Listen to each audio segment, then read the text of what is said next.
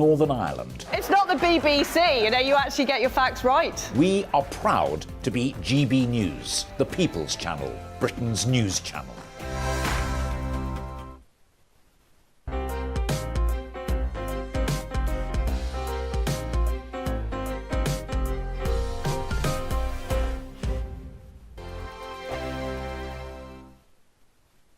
Every morning from 6 o'clock, we'll wake you up with GB News Breakfast with all the stories you didn't know from the night before. So whether it's serious news, entertainment, or your own views from all over our great nation, we're here to kick off your day with a smile. The national media should be reflecting and reporting what's happening here. You will notice the northwestern accents.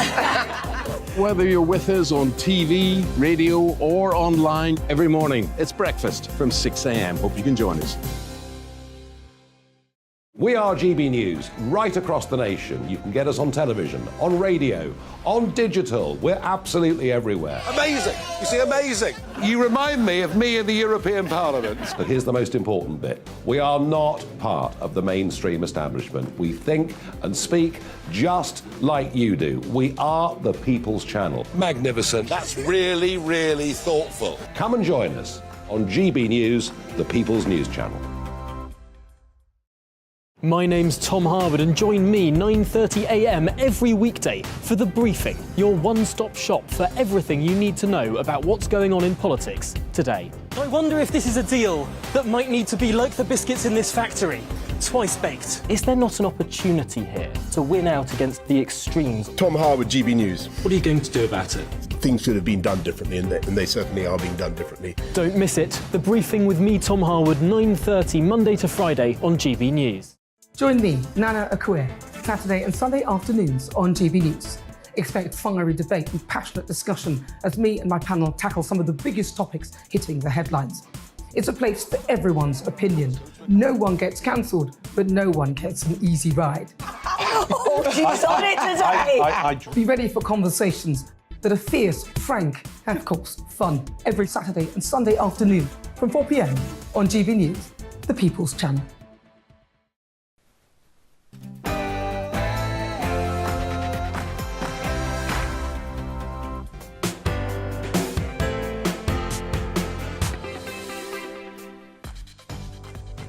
Hello and welcome. It's just slipped past midday and welcome to Alastair Stewart and friends. I'll be with you for the next 2 hours, keeping you company here on TV and radio with the stories that really matter across the country. We've plenty coming up on the programme, including the breakthrough Alzheimer's drug that we might not be able to afford and the NHS might not be up to administering.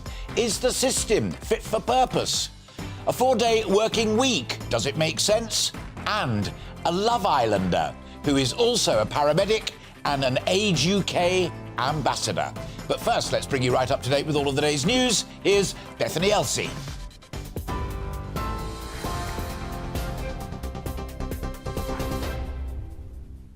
Alastair, thank you. Good afternoon. It's 1 minute past 12. I'm Bethany Elsey in the GB newsroom. Hundreds of military personnel could stand in for Border Force and emergency services staff during strikes over the Christmas period.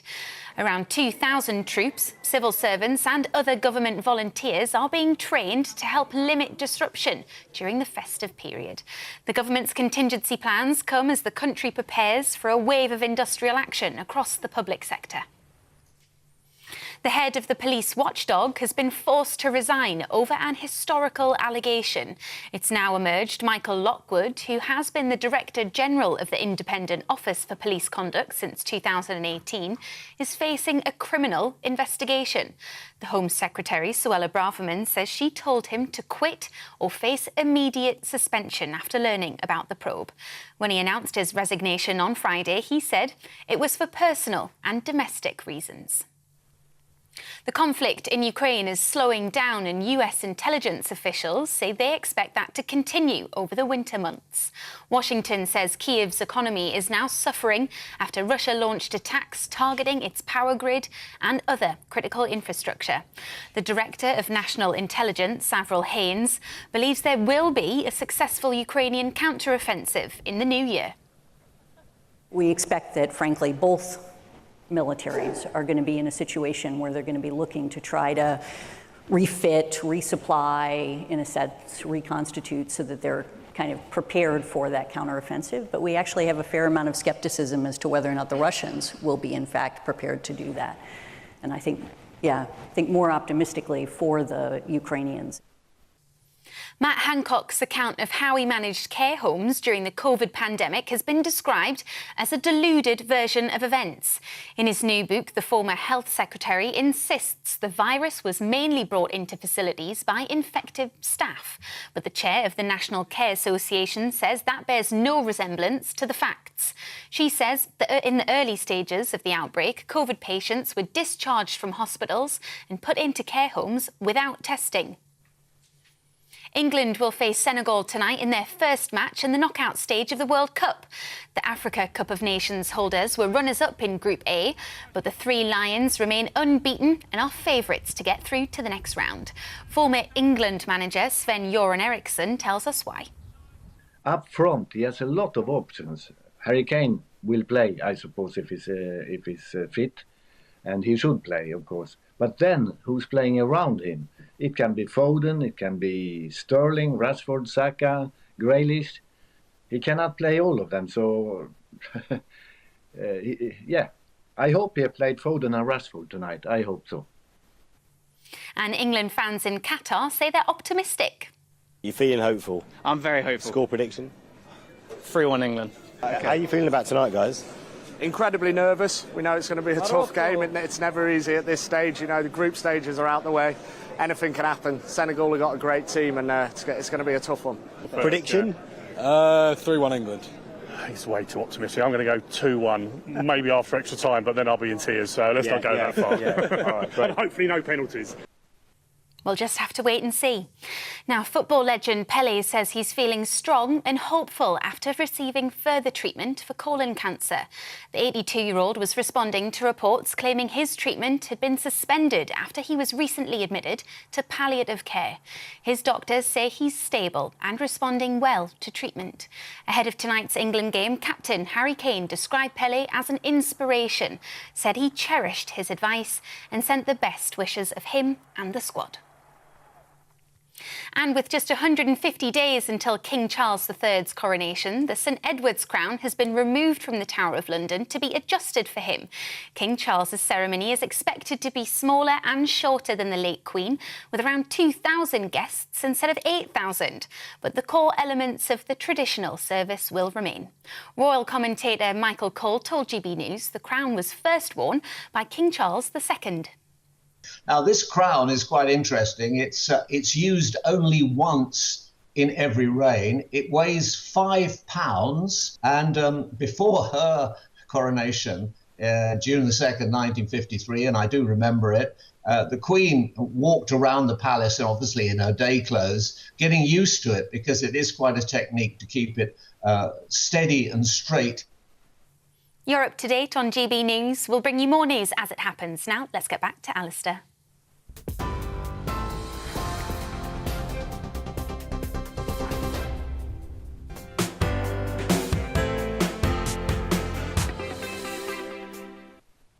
Bethany, thank you very much indeed. Now, when the news broke last week of the successful trial of a new drug to help people with dementia, the hurrahs were clouded by various concerns. Could we afford it? And was the NHS up to adopting it?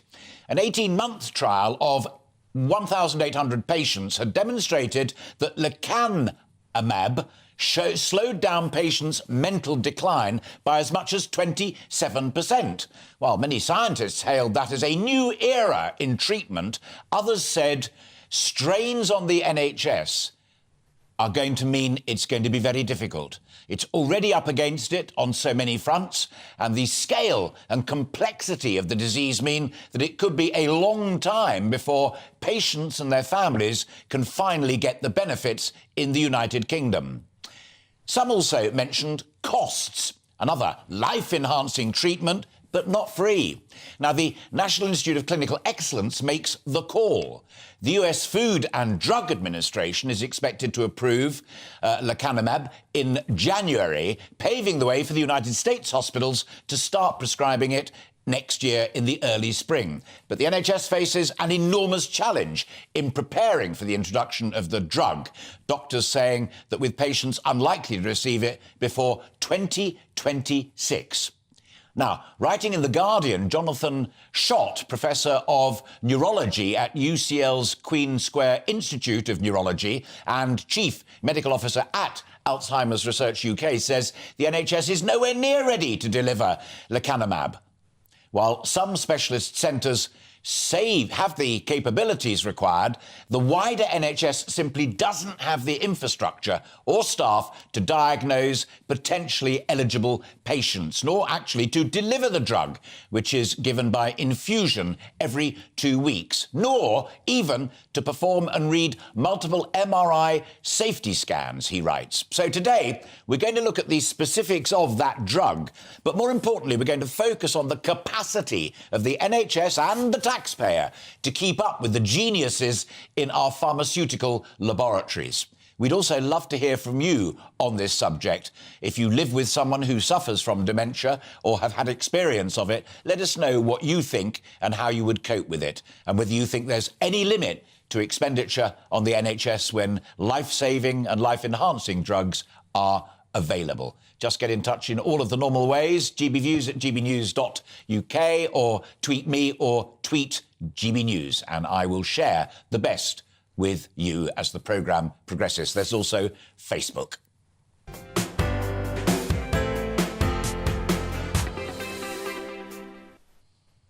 Already a busy old day in the world of politics, so before we get to that, I'm delighted to be joined live in the studio by our political reporter, Catherine Foster, to give us the political latest on it. One thing that struck me really sharply in the newspapers this morning was the sense of not just NHS and drug treatments and costs, but there is a growing battle. The lines are being drawn. You've got the government talking about bringing in the pharmacists. You've got people reporting Steve Barclay angling for a fight with the nurses because the public sector have got to be put in their place. It's pretty ugly stuff, isn't it? It is, and I think for December, which we're now obviously at the beginning of, someone is going to be on strike every single day, and we are all going to feel the effects of this, whether it's posting parcels, getting a train, seeing a doctor, being in hospital. And it's very serious, and very serious for the government. Obviously, the strike is potentially going to lose large amounts of money, but the NHS is in crisis, as we hear, every year. But already before nurses said we're going to go on strike if you don't give us 19%. Now, the Health Secretary, Steve Barclay, is absolutely adamant they do not want to budge. They're saying if the government gave all the public sector workers inflation-level pay rises, that would cost them £18 billion that they simply do not have. He has been quite firm. They're sticking to the 3% that was recommended. But that, of course, was before inflation went to 11%. Now, the nursing unions are holding aloft the example of Scotland, where it looks like strike is likely to be averted because Holyrood got directly involved, and an award between 5 and 11%, depending on what pay grade you're on. And health is devolved, of course. And health is devolved. So will the government hold fast to this line? Because, of course, the majority of the public are very sympathetic towards nurses, and we think, they do an incredible job, especially during COVID. But 19% would seem unlikely, but 3%, that's a big pay cut, isn't it? Love to know your take on the big picture, where the government are clearly putting out signs that it's get tough time, fresher, tougher rules on asylum and the rest of it. Labour's macro line is Britain's broken, just isn't working, and we're ready now to move in. But they're also talking about maybe the return of one David Miliband. Yes, they are. And, of course, it's easy for Labour to say, isn't it, Britain's broken, because the Conservatives have been in power since 2010. And so they can put this at the Conservative Party's door. Of course, it's very difficult economically around the world. It would be very tough for whoever is in power. But it's easy for Labour to paint this picture. But yes, interesting rumours that David Miliband, who has been in New York working in the charity sector, may be planning a comeback. He was asked this week, he didn't deny it, Obviously, he didn't get the Labour leadership back in 2010. His younger brother, Ed, did, who then went on to lose in 2015. The rule change that brought in Jeremy Corbyn. Who knows how different history might have been. But David Miliband is being talked of as potential foreign secretary, leader in waiting. More threatened returns than Frank Sinatra had farewell concerts. I'm not sure what Keir Starmer will think of it. I doubt he'll be terribly impressed. Well, would you be good enough to come back at 1 o'clock and reflect on whatever else has happened whilst you've been out and about and talking to your contacts, and we'll develop those arguments further. For the time being, Catherine Foster, thank you very much indeed. So much happening and such brilliant insight.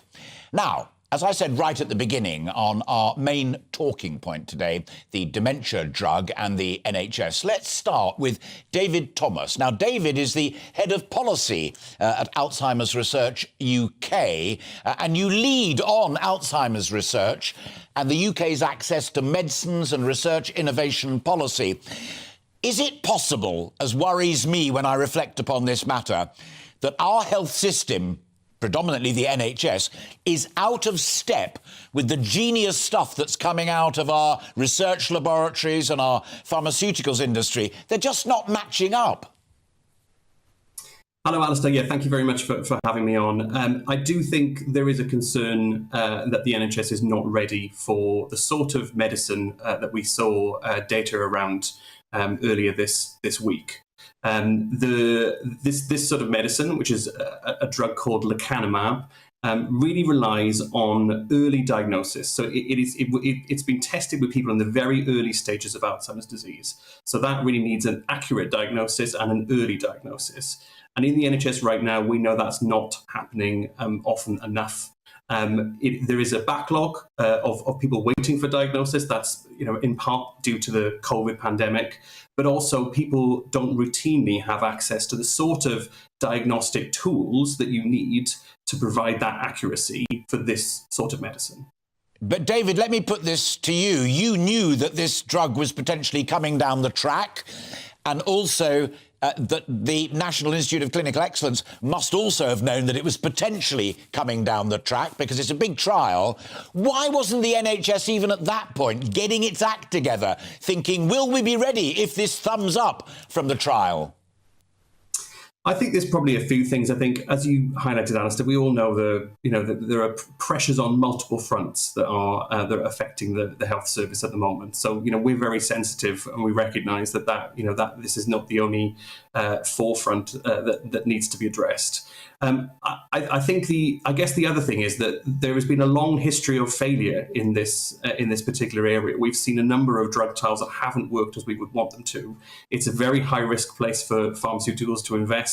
And with that, I guess that litany of failure, I suppose you can understand why the health systems across the world have been waiting to get that signal that something is on the horizon before they expend energy and money. But dementia, you know better than I do, but dementia costs the United Kingdom over £300 million a year, and individual families, it can cost anything between £100,000 and £500,000 if it strikes them. There has to be an economic upside to grabbing this and dealing with it, surely.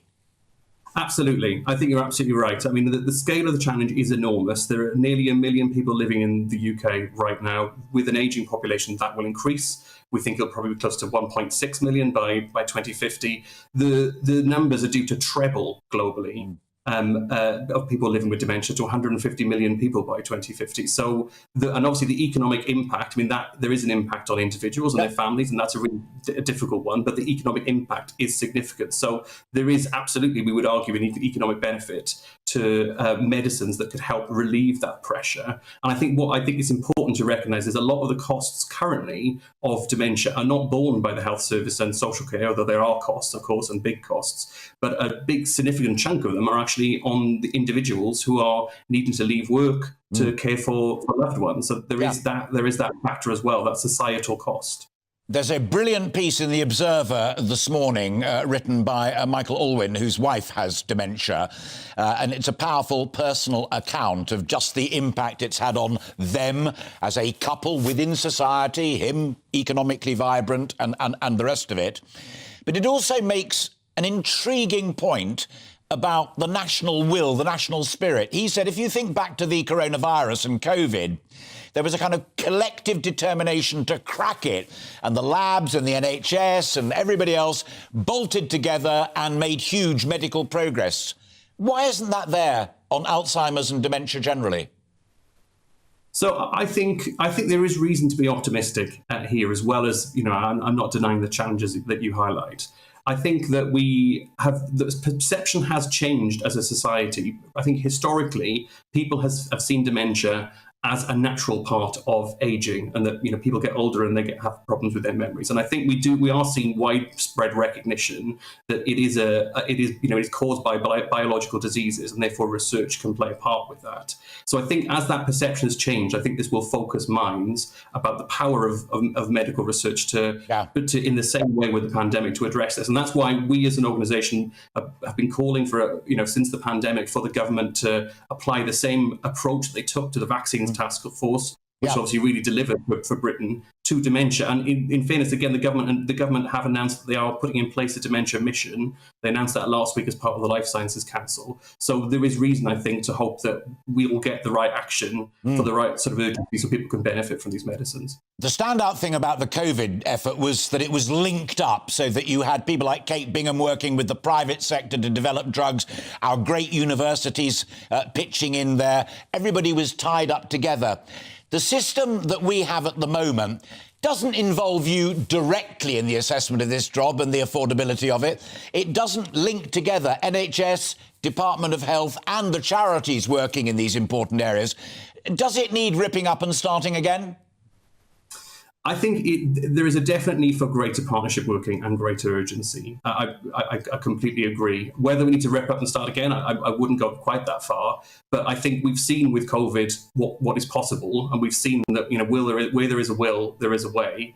So I think that's perfectly possible. And the dementia mission, which the government have put in place, is the best, I think, motive for doing that. So if that will really be the test, does it bring the right partners around the table to grapple with some of these issues? That's the test for whether it's a success or not. Brilliant. David Thomas, Head of Policy Research at Alzheimer's Research UK. Great to talk to you, and thank you very much indeed for breaking into your Sunday to be with us. Have a great weekend. Thank you. A pleasure. Thank you very much. I'm delighted now to be joined by an old friend of mine and of this programme's, and it's Stephen Dorrell. Stephen is a former Conservative Member of Parliament, but more importantly, a former Health Secretary.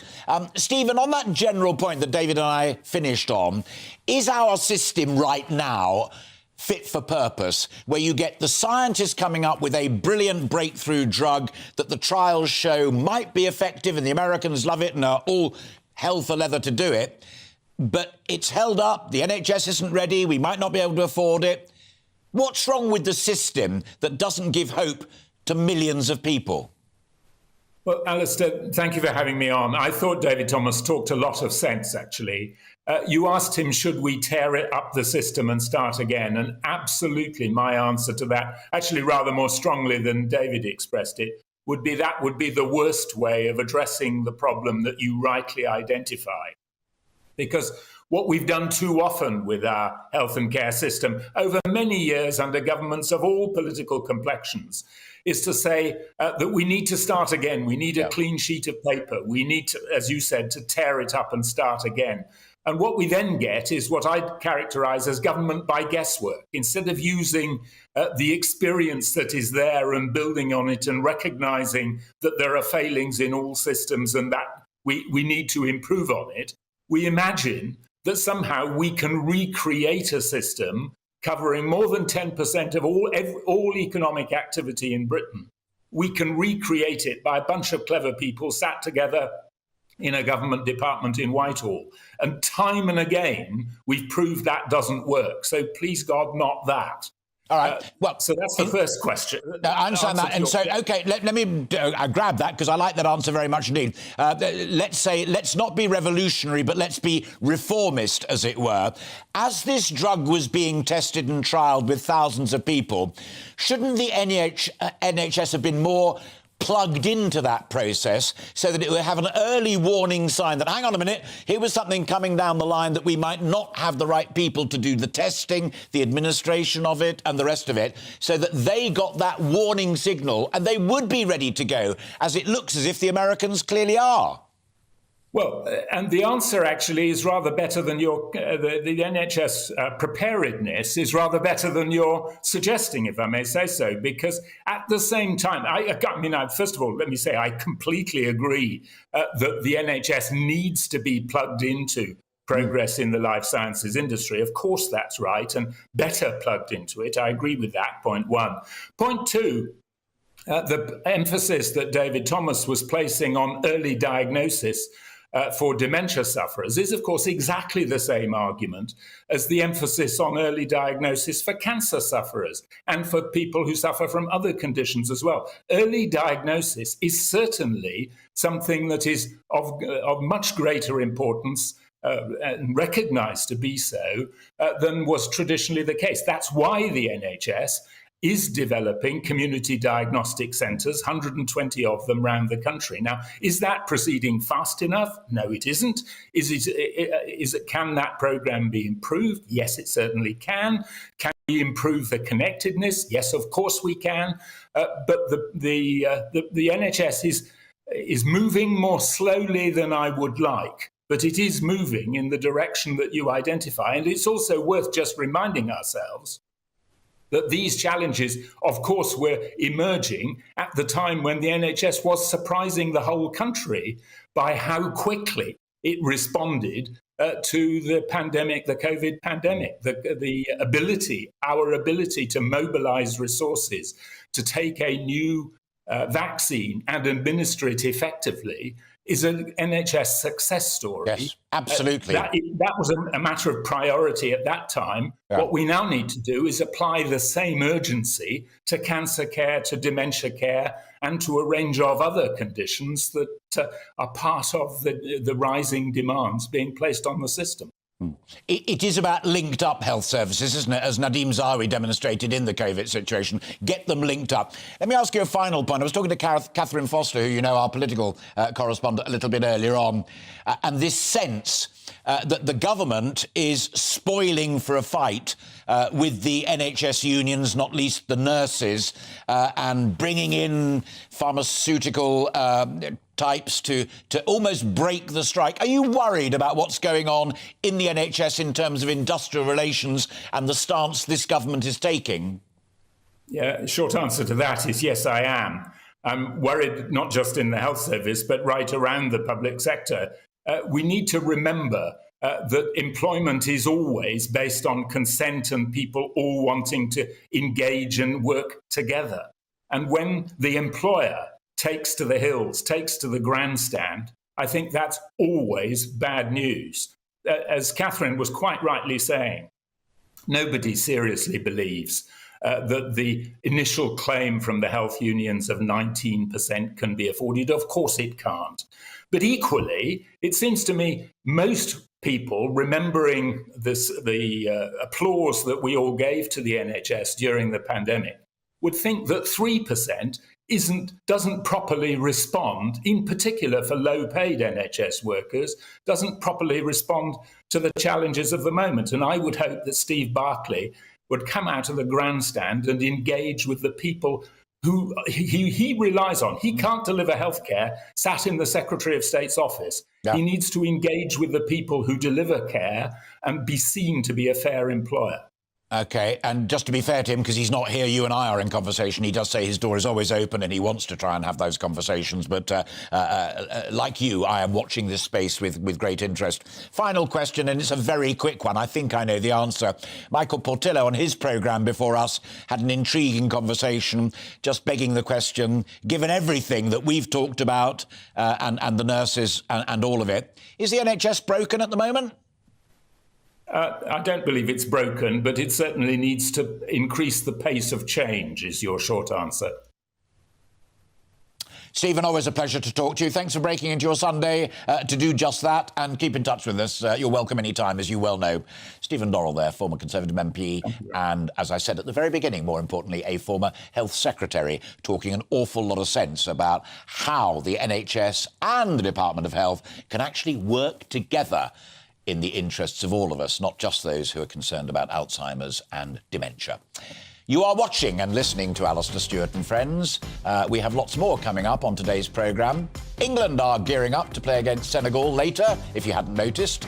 But the tensions on whether they'll win is not just experienced on the pitch. Figures from the National Office for Domestic Abuse show that incidents of abuse increase when England lose.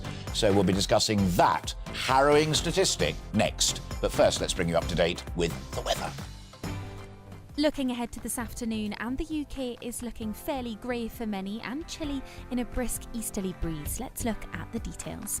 Northwest Scotland will likely see the brightest skies across the UK thanks to the development of some sunny intervals, but scattered showers and cloud will push into eastern Scotland.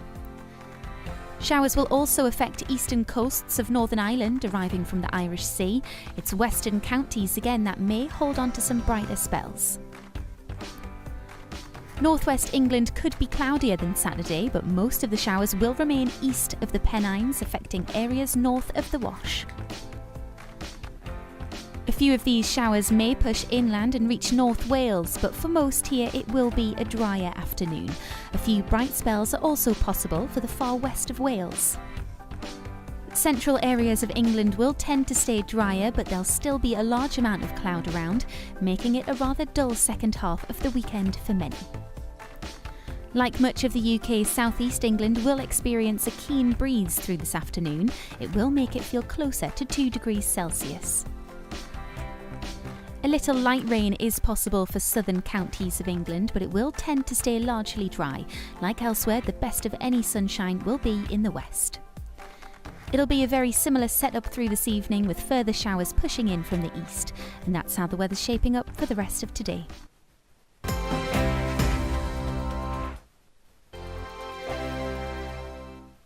We are GB News, and we'd like to say thank you to each and every one of you for bringing us your conversations, for helping our great nation find its voice. We are here for you on radio, television, and online, across England, Scotland, Wales, and Northern Ireland. It's not the BBC, you actually get your facts right. We are proud to be GB News, the People's Channel, Britain's news channel.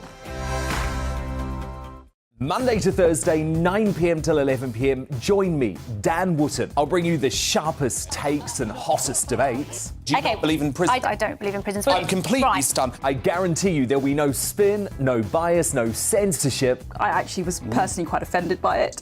And no reason to go to bed. So I guess they've always been quite woke. That's Dan Wootton tonight on TV, radio and online. Monday to Thursday from 9 p.m. till 11 p.m. on GB News. The People's Channel, Britain's news channel. Hello there, it's Eamon Holmes here from Breakfast on GB News. We're not just on your television and your screens, you know. We're on DAB plus digital radio, so you can listen to your favourite shows on the move. If you've not yet listened to GB News Radio, it's very simple. We're on your radio player and tune-in apps, on your smart speaker, phone or tablet, or online at gbnews.uk. Take us with you wherever you go. GB News Radio. You never have to miss a moment of the People's Channel. Join me every Sunday at 6 p.m. for Gloria Meets. In exclusive interviews, I'll be finding out who our politicians really are and what they really think. It's something that you would never want anyone to suffer. I didn't know what channels there were. I didn't think I'd be believed. I must have weighed about 7 stone and I'm 5'8". My instincts was to sort of cover this up. I mean, clearly that was a mistake. Join me every Sunday at 6 p.m. on GB News, the People's Channel, Britain's news channel.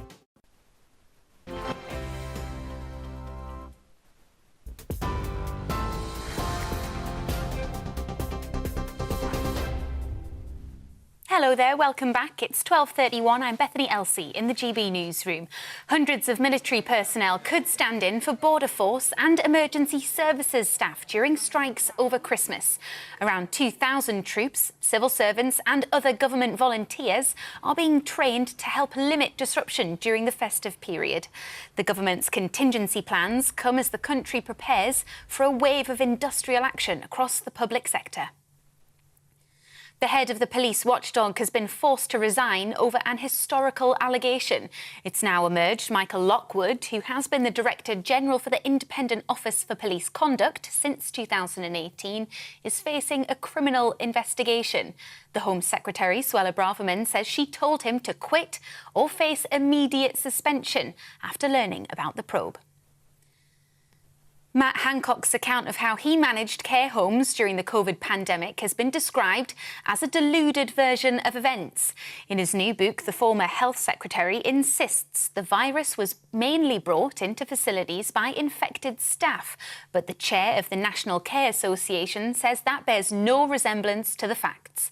She says in the early stages of the outbreak, COVID patients were discharged from hospitals and put into care homes without testing.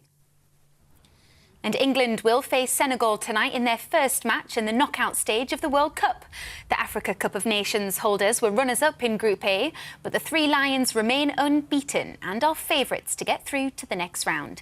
England fans in Qatar are optimistic. Feeling hopeful? I'm very hopeful. Score prediction? 3-1 England. Okay. How are you feeling about tonight, guys? Incredibly nervous. We know it's going to be a tough game. It's never easy at this stage. You know, the group stages are out the way. Anything can happen. Senegal have got a great team, and it's going to be a tough one. Prediction? 3-1 England. He's way too optimistic. I'm going to go 2-1, maybe after extra time, but then I'll be in tears, so let's not go that far. All right, and hopefully no penalties. You're up to date on TV, online and DAB+ radio. This is GB News. Now it's back to Alastair.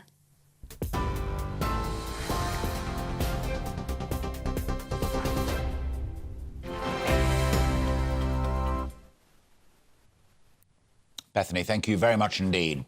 Now, for some people, the England squad's World Cup journey may have much higher costs than a trophy. Figures from the National Office for Domestic Violence show that when the Three Lions lose a match, incidents of abuse increase by over a third. Our North West of England reporter, Sophie Reaper, has the story. The beautiful game, marred by an ugly reality. Earlier this week, over 18 million people tuned in to watch an intense World Cup match between England and Wales. But for some people, the result of that game could have meant a great deal more, perhaps even the difference between life and death. Figures show that when England lose, incidents of domestic violence increase by 38%. Using the World Cup as a platform to start conversations about domestic abuse, Tameside Council in Greater Manchester is working to tackle this issue. For me, when I was a victim, it was one voice, the voice of a friend, that when I was in a position where I knew it was time to go, that voice resonated and carried on playing throughout my mind. So I suppose really in Tameside what I want is to have lots of voices saying, you know, you're safe, you'll be supported. When your time is right for you to leave that relationship, hear my voice, we will support you. As part of the National White Ribbon campaign, Tameside Council is working with its local football clubs to put an end to gender-based domestic violence. I think it's really important that men see men talking about domestic abuse in terms of fighting against the gender inequalities when we look at domestic violence. Having men having a strong voice to say that this isn't acceptable, and I think having strong men, strong male figures in sport kind of step forward and be the champions for that is really encouraging. As the council works to make a difference, Curzon Ashton is just one of the clubs to step up and get involved.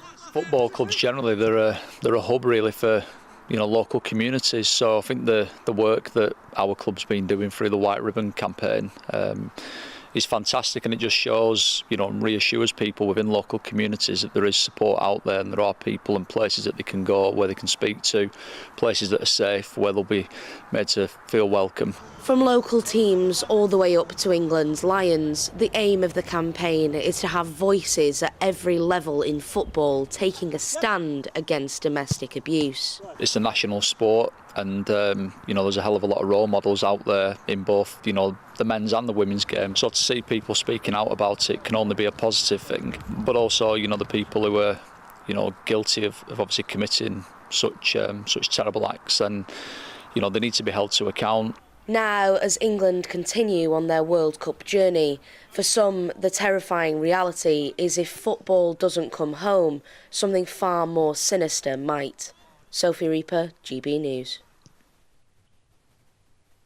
And as Sophie and her guests in that report so dramatically demonstrated, the horror of domestic violence has seen a ghastly rise during football games. I'm pleased to be joined now by Zoe Dronfield. Zoe herself is a domestic abuse survivor and is now a campaigner, and has also written a book about the subject.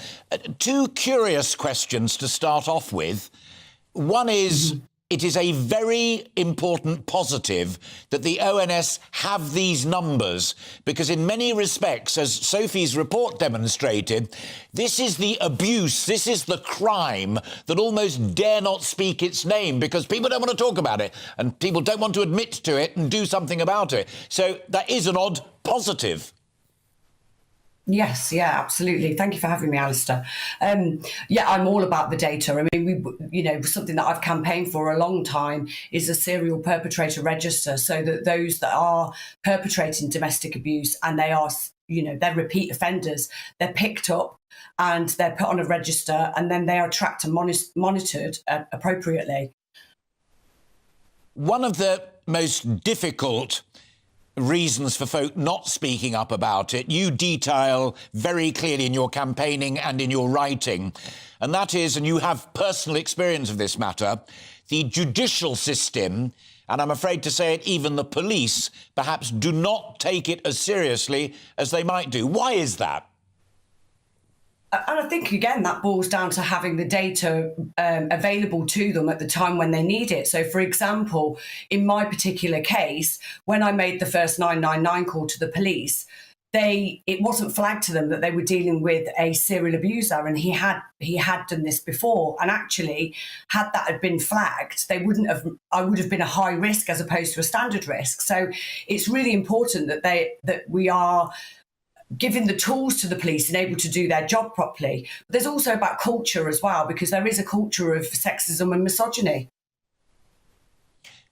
If you tie together what was in Sophie's report, which is the idea of having role models, particularly in the game, speaking up about it, that's equally important, isn't it, in the leadership of the police, to say to men and women, because it's not only women, but it's predominantly women, but it's men and women who face domestic abuse, speak out and you will be listened to and we will act. We want to hear that from senior police officers, don't we?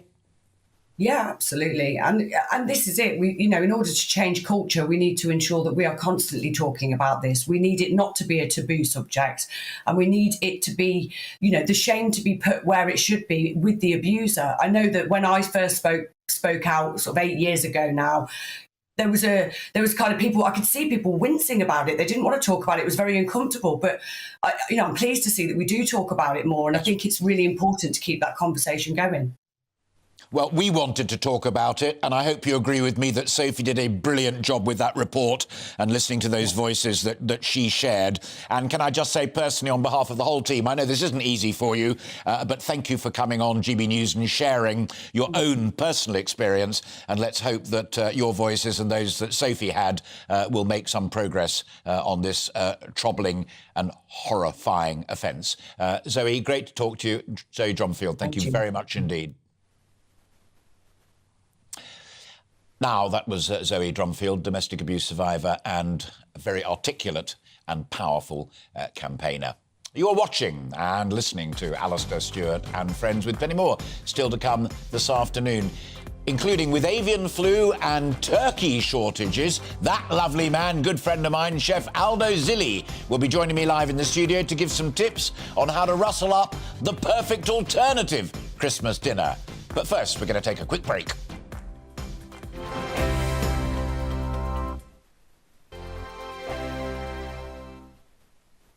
Monday to Thursday nights on GB News. At 6, it's Dubes & Co. 7 o'clock, Farage. At 8, join Mark Stein. And at 9, Dan Wootton Tonight, followed by Headliners. On TV, radio and online. This is GB News. We are GB News, the People's Channel. Why not take us home with you by visiting the GB News shop at gbnews.store. You'll find all the official merchandise, a really good present actually for yourself, your friends or your family. We ship across the UK mainland at no extra cost. GB News, the People's Channel.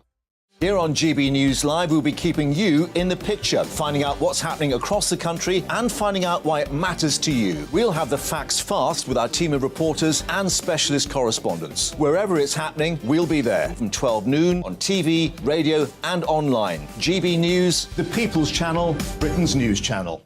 Monday to Thursday on GB News, it's Bev Turner Today from 10 a.m. We're going to be here for you, our GB News family, to keep you up to date, but also make you smile. The guy went from puberty to adultery. And I can't wait to bring a few of my own opinions. I have no time for cultural totalitarianism. We'll engage in passionate, but always polite debate, with your thoughts and opinions at the centre of it all. Only on GB News, the People's Channel, Britain's news channel. Hi there, it's Stephen and Anne. At breakfast from 6 a.m, you'll always be caught up with everything you need to know, the latest headlines, opinions and debates. We'll bring you the good news and the bad, but most of all, we're here for you. Remember, send in your views and let us know what you would like us to talk about. That's because we're your news channel. And every morning at 6 a.m, it's breakfast on GB News.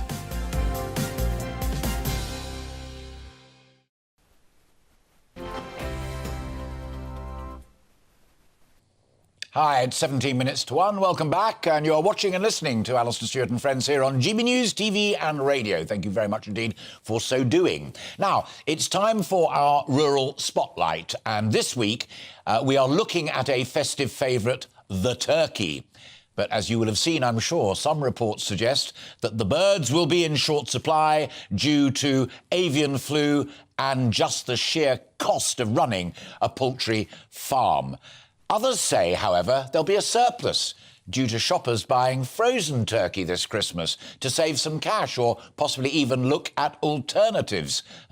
We want to try and get to the bottom of what the truth of the matter is, and then we'll look at alternatives with Aldo Zilli after that. With Christmas just around the corner, time is somewhat pressing. So I'm delighted to be joined now by Paul Kelly, who is a turkey farmer. And there he is. Well, he's got a smile on at the moment. Is avian flu still the headline explanation of the problems in your sector? Yes, it is, Alastair. I mean, luckily, over the past few weeks, it really has quietened down, so we're not seeing the losses that we had seen in early October. But there were a lot of turkeys, that were lost. About 500,000 went through East Anglia. But let's bear in mind there's over 8 million turkeys sold at Christmas. And, there is a turkey to suit every pocket, from a cheaper frozen turkey right the way through to a dry plucked hung premium turkey through the butcher and the farm gate. But there'll be a shortage for those suppliers that had their farmers affected. They're going to be short of turkeys, but there's not going to be a desperate clamour for turkeys. There'll be turkeys there for everyone, but you might not get the turkey that you were planning on having if it was a free range. It's also being suggested by folk who write about this more regularly than we deal with it, that some turkey farmers actually have a surplus because exactly what you've just said there, some have decided, it's a bit problematic, so I'm going to buy a frozen one or I'm going to go down another road. Have some turkey farmers got a surplus? Not that our sales are just about the same as last year, so we're not seeing any massive change in purchasing. I think what people are doing, of course, if they're phoning their supplier or their butcher, checking that they do have turkeys, and if they do, they're ordering as normal. So I don't think there's certainly not a lot of surplus out there. A few pockets maybe, but generally consumers are buying as they normally do. Lots have bought frozen. yeah, because just playing it safe. They'll probably find that if there is the fresh turkeys on the shelves at Christmas, they'll get a fresh one and keep the frozen one till after Christmas. But it's not a huge problem now. There's not a lot of surplus turkeys about. Absolutely not, no. Now, the naughtiest suggestion that the supermarkets are actually gaming this because the newspapers are covered with shortages and shock horror worries, which you very sensibly and in a grown-up way have confirmed there are issues, but it's not perhaps all as bad as some are suggesting. Are the supermarkets gaming it a bit? No, I really don't think they are. They're certainly not hiking the prices or anything silly like that. The prices are set a long time ago, and the supermarkets are supporting the British turkey industry because they need them next year. So they're not gaming it. No, I think it's more the newspapers than the supermarkets, for sure, 100%. What's the outlook on avian flu? I always admit this to folk who are kind enough to watch and listen to our programmes. We've got chickens at home. It's not on the same scale as you. It's purely pets, and we like them for the eggs. But the poor old things have been locked up for ages now by edict of the department. What's the word in the industry as to when we might be on the bright side of this? Well, we're certainly looking now to vaccinate. I mean, the policy in the part, we've been fighting avian influenza for 20 years, battling it. And I think now we've accepted that we've pretty much lost the war. I think you really can honestly liken it to what's happened in China, trying to lock down a zero tolerance policy. Of course, you're fighting a force of nature. Even the Chinese now accepting they have to vaccinate. The difference, of course, the tactical advantage the Chinese have over there is they can lock people down. Now, our problem is we can't lock wild birds down, and that's the primary source of infection. So a vaccination, I think, vaccinating is the answer going forward. And within hopefully 12 months, we'll have that solution. But it's a tricky 12 months, 18 months to get over until we get that vaccination in place. Such a balanced and well-informed set of views there, Paul Kelly. Thank you very much indeed. Paul Kelly, a turkey farmer, and from all of us here, thanks for joining us this Sunday afternoon. But we wish you well with the industry and hope that you manage to have a decent Christmas yourself. Paul, thank you very, very much indeed. Now, even before that conversation, you've been getting in touch with what you're having for your Christmas dinner this year because of some of those problems that Paul and I were talking about. Let's start with MC, who says, we are considering a rib of beef for a change. Rare slices of beef with the trimmings and horseradish. Delicious. I see 4 M's in front of me, so that's how I say. Kevin joins in and says, duck. Unusual enough, easy and quick to cook. Pan fry it. Goes with a variety of bold flavours and accompaniments. So there we have it. Jay says lobster is an alternative to turkey or goose. Lobster for Christmas. What an intriguing idea. Now, do keep your views coming in. And to several of you who've said we're going to have swan, I think unless you're the King or the Duke of Norfolk, you may just have a little difficulty in actually accessing the swan meat. But do keep the views coming in, and we'll share them before we go off air at 2 o'clock. And don't forget to subscribe to our YouTube channel. We are at GB News for all of our previous interviews and indeed for our previous programmes. Now, I'm delighted to say he was listening to my conversation with Paul Kelly there, one of the greatest chefs in the land and a good friend of mine, Aldo Zilli, with some ideas. Aldo was also the founder and chef patron of London restaurants Signor Zilli Zilli, Green, Zilli Cafe and Zilli Bar. More recently, he won British Restaurant Awards Best Chef of 2022 and has written widely as well about vegetarian food. So there's a marvellous array for us to start with. We've got a leg of turkey, we've got breast of turkey there. Leg of lamb. Lamb. Oh, lamb! Lamb. Oh, now that's interesting, see, because I would love that, but Mrs. Stewart would not. And we've got pork belly. Yeah. We've got porchetta in Italian. I grew up with this kind of food at Christmas. Porchetta was, every Christmas, I'm the youngest of 9 children. So every Christmas, my dad would rear the pig, and then by Christmas, we would get the pig killed, and then we would have everything from that pig. So, well, you're, apart from being a brilliant chef, you're a brilliant internationalist, obviously Italian, but watch all of these things. And it is interesting, isn't it? Across Europe and across the world, there are different Christmas traditions. 100%. And because I grew up with that tradition. For me, Christmas Day hasn't been turkey only. I normally do a small turkey because I have a British family, and the tradition here is big on turkey. And this year, I mean, Paul Kelly's been my supplier for a long time, and hopefully he will give me a turkey for this Christmas. But because there's a shortage, so we need to look outside the box a little bit. And well, let me butt in with one example of that, because one of my godsons is married to a fantastic Polish woman, and they always have fish.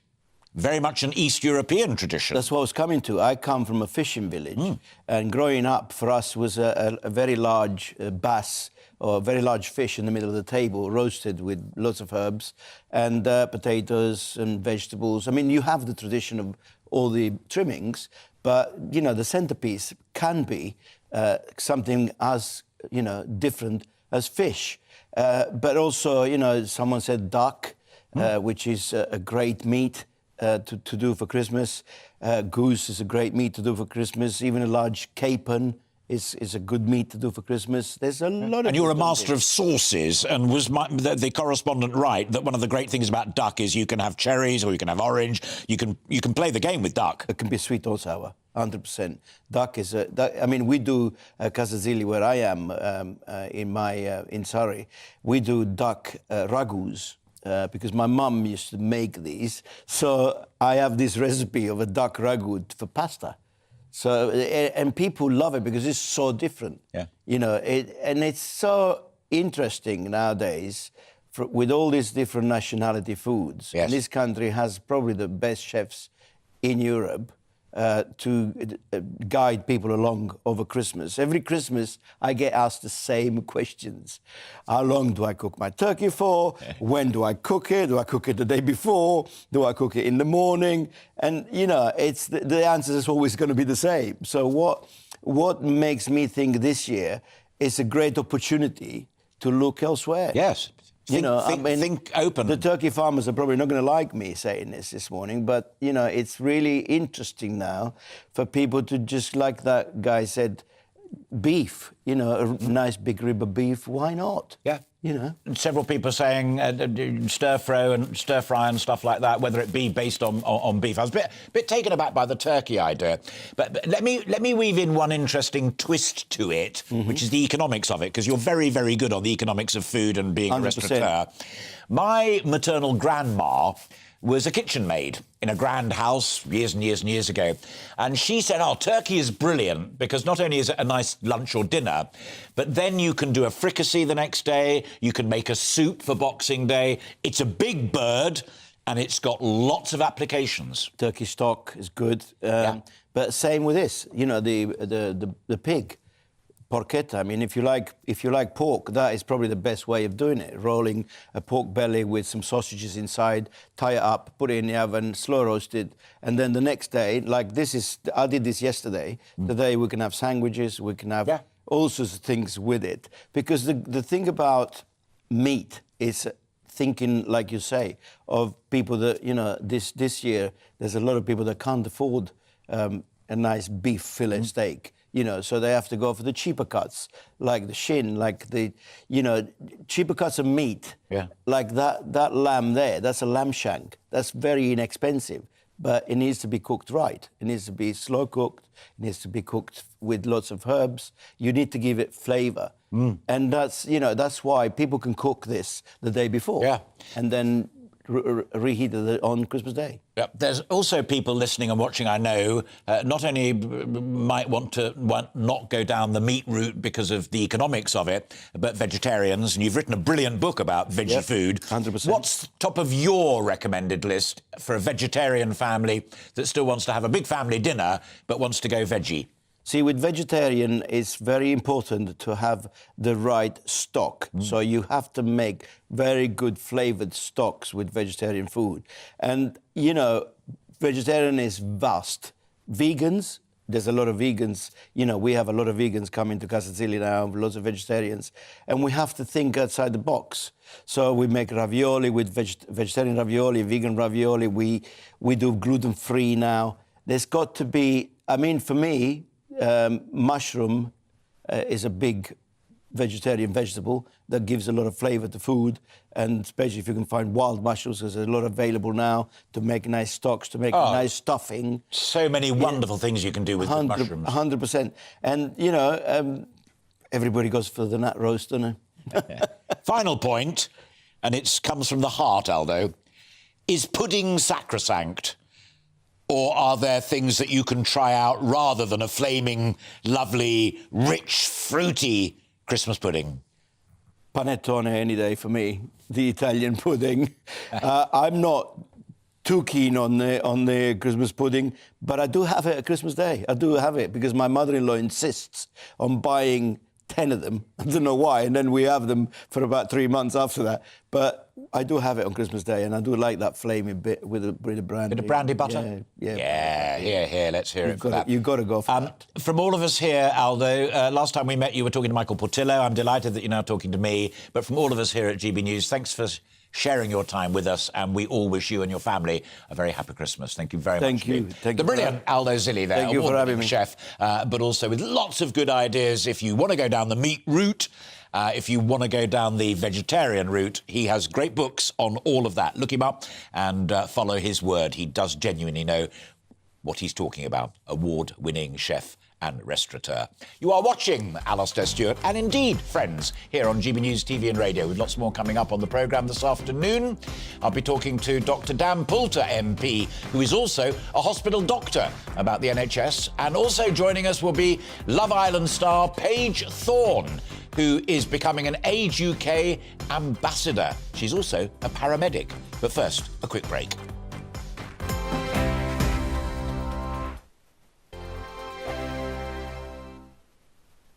Every morning from 6 o'clock, we'll wake you up with GB News Breakfast with all the stories you didn't know from the night before. So whether it's serious news, entertainment, or your own views from all over our great nation, we're here to kick off your day with a smile. The national media should be reflecting and reporting what's happening here. You will notice the northwestern accents. Whether you're with us on TV, radio, or online, every morning, it's breakfast from 6 a.m. Hope you can join us. We are GB News, right across the nation. You can get us on television, on radio, on digital. We're absolutely everywhere. Amazing! You see, amazing! You remind me of me in the European Parliament. But here's the most important bit. We are not part of the mainstream establishment. We think and speak just like you do. We are the People's Channel. Magnificent. That's really, really thoughtful. Come and join us on GB News, the People's News Channel.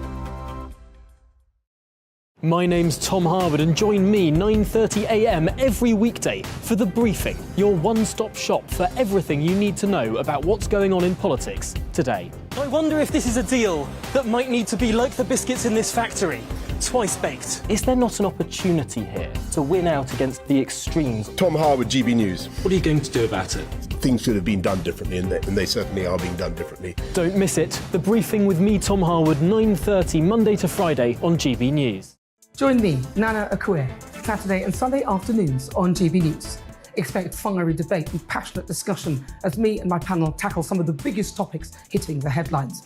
It's a place for everyone's opinion. No one gets cancelled, but no one gets an easy ride. Oh, she's on it today! Be ready for conversations that are fierce, frank, and of course, fun. Every Saturday and Sunday afternoon from 4 p.m.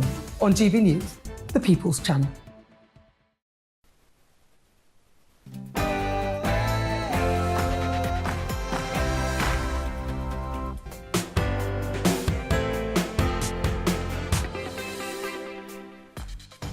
Hello, and it's just slipped past 1 o'clock. Welcome if you've just joined us here on GB News with Alastair Stewart and friends. Hello and welcome back if you've been here since 12 o'clock. We are into the second hour of our programme, keeping you company here on TV and radio, with plenty more still to come, including more on our top discussion: can we afford the breakthrough Alzheimer's drug on the NHS, and why isn't the NHS fit for purpose in administering it?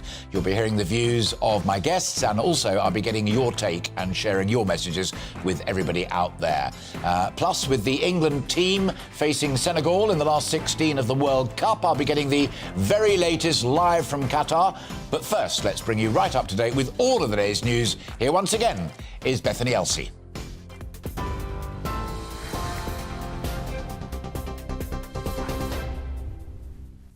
Alastair, thank you. Good afternoon. It's 1 minute past 1. I'm Bethany Elsey in the GB newsroom.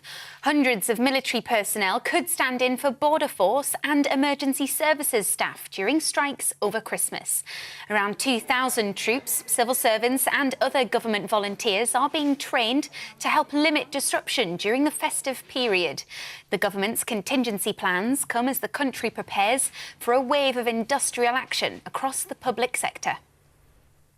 The head of the police watchdog has been forced to resign over an historical allegation. It's now emerged Michael Lockwood, who's been the Director General of the Independent Office for Police Conduct since 2018, is facing a criminal investigation. The Home Secretary, Suella Braverman, says she told him to quit or face immediate suspension after learning about the probe. When he announced his resignation on Friday, he said it was for personal and domestic reasons. The conflict in Ukraine is slowing down, and US intelligence officials say they expect that to continue over the winter months. Washington says Kyiv's economy is now suffering after Russia launched attacks targeting its power grid and other critical infrastructure. The Director of National Intelligence, Avril Haines, believes there will be a successful Ukrainian counter-offensive in the new year. We expect that, frankly, both militaries are going to be in a situation where they're going to be looking to try to refit, resupply, in a sense, reconstitute so that they're kind of prepared for that counteroffensive. But we actually have a fair amount of skepticism as to whether or not the Russians will be, in fact, prepared to do that. And I think more optimistically for the Ukrainians. Matt Hancock's account of how he managed care homes during the COVID pandemic has been described as a deluded version of events. In his new book, the former health secretary insists the virus was mainly brought into facilities by infected staff.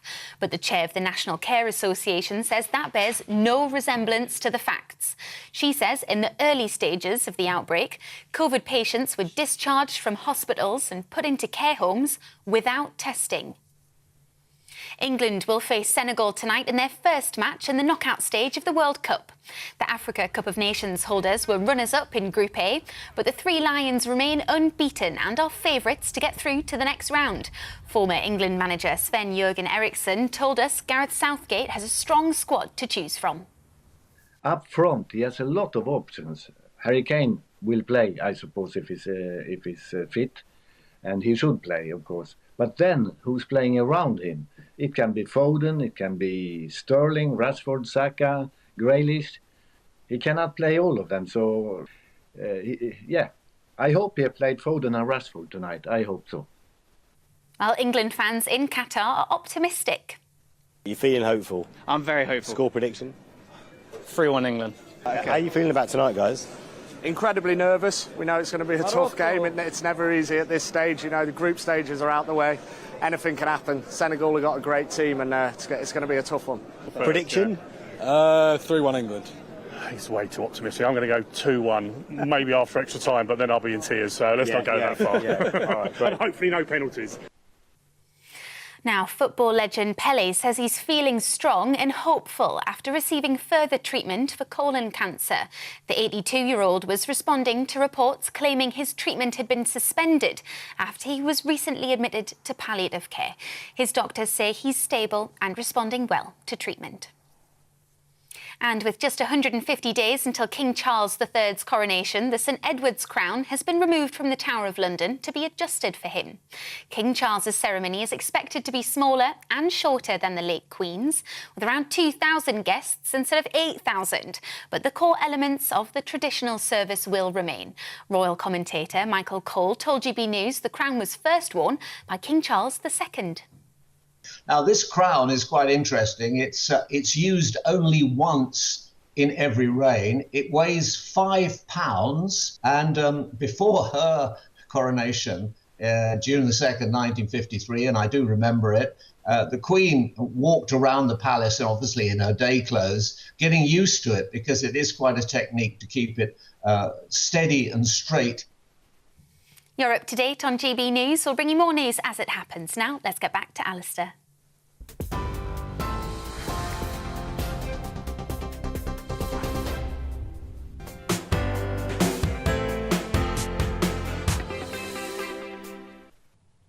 Bethany, thank you very much indeed. Delighted to be joined once again here in the studio, as requested, by GB News political reporter who can tell us the very latest from the political front line, Catherine Forster. Anything happened out there? Well, lots of noises about strikes, aren't there? But it was interesting what Stephen Dorrell said earlier on Forgive me, that's what I meant. So anything out there that can top a former Tory health secretary on this programme telling Steve Barclay, the current health secretary, stop grandstanding, get in there and sort it. Wow. Yeah, wasn't that interesting? I mean, he was health secretary under John Major, so going back, but clearly he knows his stuff. He was also chair of the Health Select Committee, wasn't he? Yes. And so he understands the pressures on the health service very, very deeply. And his message was clearly to Steve Barclay, the current health secretary, stop, just saying, well, 3% is your lot, deal with it and get out and negotiate. And obviously the government are desperate to keep pay awards to a minimum because they can't afford to give people pay inflation in line with inflation, or 19%, clearly unachievable. And so they're making all these contingency plans. Oliver Dowden from the Cabinet Office is in charge of coordinating. They're training up the army to potentially drive ambulances, fire engines, because the list of people going on strikes is getting longer and longer and longer. But for the nurses, although they're not going to get 19%, 3%, although that's what has been awarded, that was before inflation went through the roof, does seem rather miserly, doesn't it? And of course, the pressures on them are considerable. But at the same time, we, the government, by extension taxpayers, us, are paying ever more money into the pot for the NHS, and the demands of the NHS are getting greater and greater. We're getting older, we're getting fatter, treatments are getting more sophisticated. Sure. On that subject, and because we talked about it before, that our main theme is discussing this new breakthrough drug that could help people with Alzheimer's. And I also found it intriguing that both the head of research at Alzheimer's and Stephen Dorrell agreed that now is not the time to tear up and start again with NICE and how we say yes to certain drugs and no to certain drugs, but they both called out for better joined-up government, as Nadeem Zahawi achieved with the pandemic. Yes, that was very successful, wasn't it, the vaccine rollout? But things like social care, the fact that social care and the NHS are completely inextricably linked. And when you have tens of thousands of elderly people stuck in hospital, costing massive amounts of money, who don't want to be there, don't need to be there, but can't be discharged because there are not the care packages in place, because they're not the care workers in place, because they can earn more money working in their local Lidl. It's very difficult. So more joined up thinking, more preventative care. But at the moment, it looks like a struggle just to get through this winter, just to cope and get through to the other side. Yeah. But huge, huge challenges. Catherine, thank you very much indeed. Thanks for sharing part of your Sunday with us, and whatever is left of it, I hope you enjoy it. Thank you very much indeed. Catherine Forster there, GB News political correspondent. We've talked to a range of people, I hope in some depth today, regarding the new Alzheimer's drug that was revealed this week. But we've also asked the question whether the NHS can afford it, and secondly, is the NHS system ready to adopt it and administer it. It's being seen as a difficult time for the NHS generally, and this year is certainly no different. Ambulance waiting times in England have never been this bad, so when the system is already facing huge pressures, can it deal with these new miracle drugs? And how come they've been offered up and approved by trials, and yet nobody seems quite ready yet to administer them? I'm delighted now to be joined by the excellent Dr. Dan Poulter. Now, for two reasons. Dr. Dan, says it on the tin, is actually a hospital doctor in his own right and is Conservative Member of Parliament for Central Suffolk and North Ipswich, and is also an NHS hospital doctor. I just said that. He works specifically in mental health services.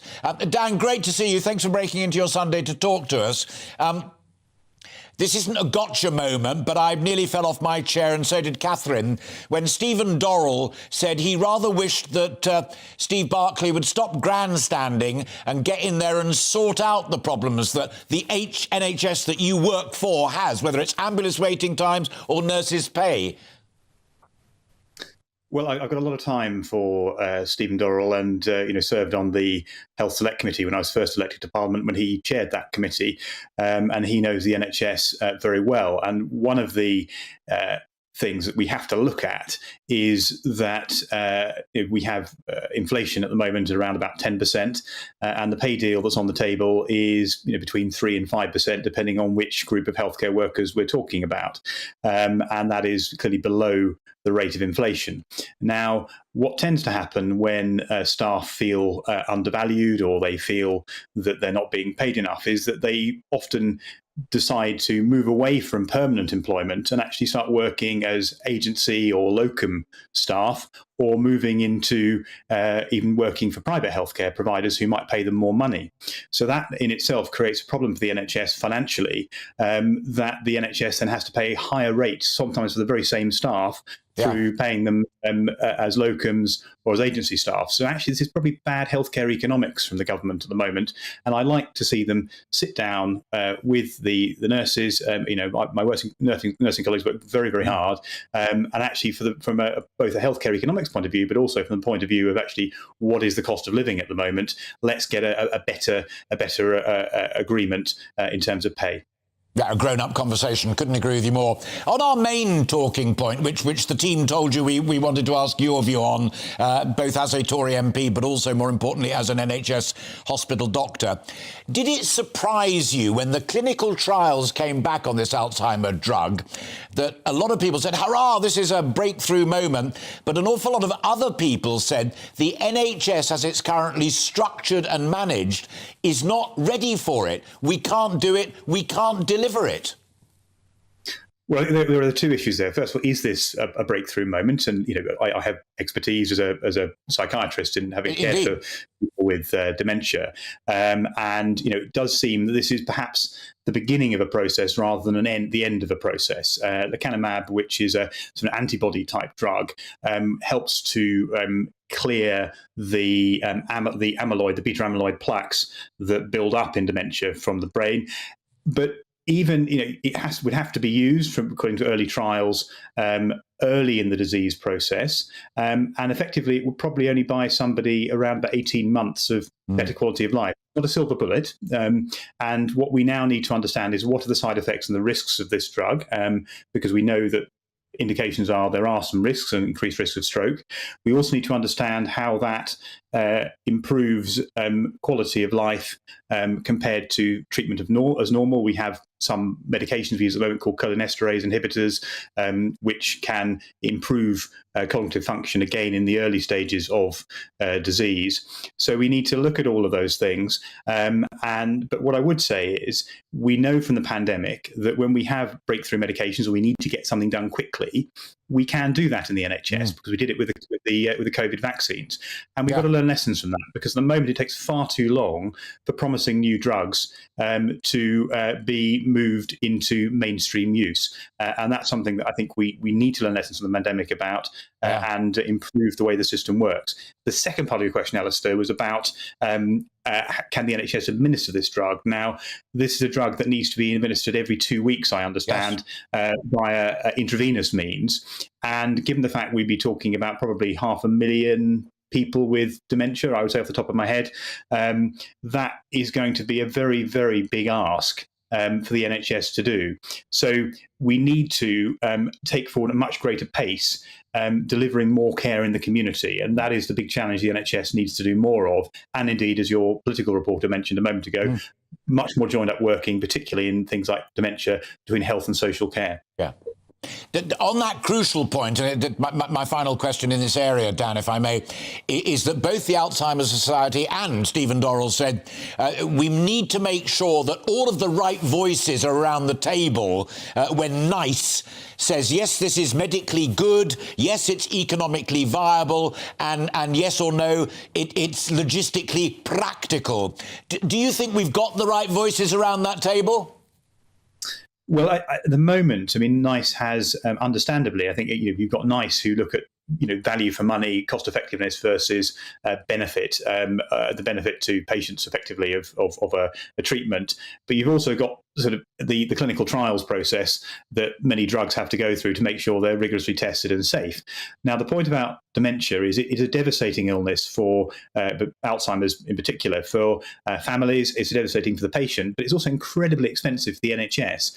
So what we need to do is work out, as we did in the pandemic with the COVID vaccines, ways of fast tracking and improving the speed in which we can move promising medicines through the clinical trials process, and then and have more joined up working with NICE. So at the moment, there's quite a lot of silo working in these areas, and we need to join it up in a more effective way, particularly for big areas of illness and disease and big areas of cost for the NHS, like cancer drugs and like dementia care. So as I say, this is potentially a very promising drug, but it's at the moment, we're at the beginning of a process, and we need to bring the end of that process much closer and much further forward than would be normally the case in this country with the current sort of drug testing and processes that NICE have in place. Calm and considered from the front line there, Dan Poulter. Thank you very much indeed. Last one is cheeky one. Which is the worst day job at the moment, Dan? Being a Tory MP or being a hospital doctor?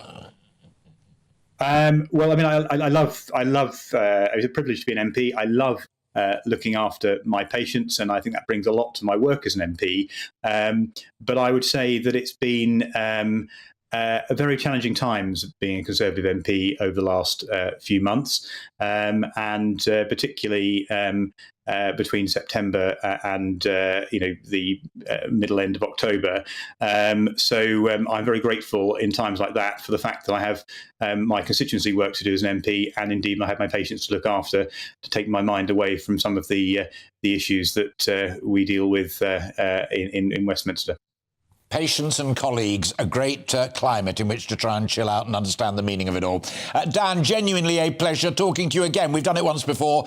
You are always welcome on this programme for your experience in the world of politics, but more importantly, as it were, your experience in the world of medicine.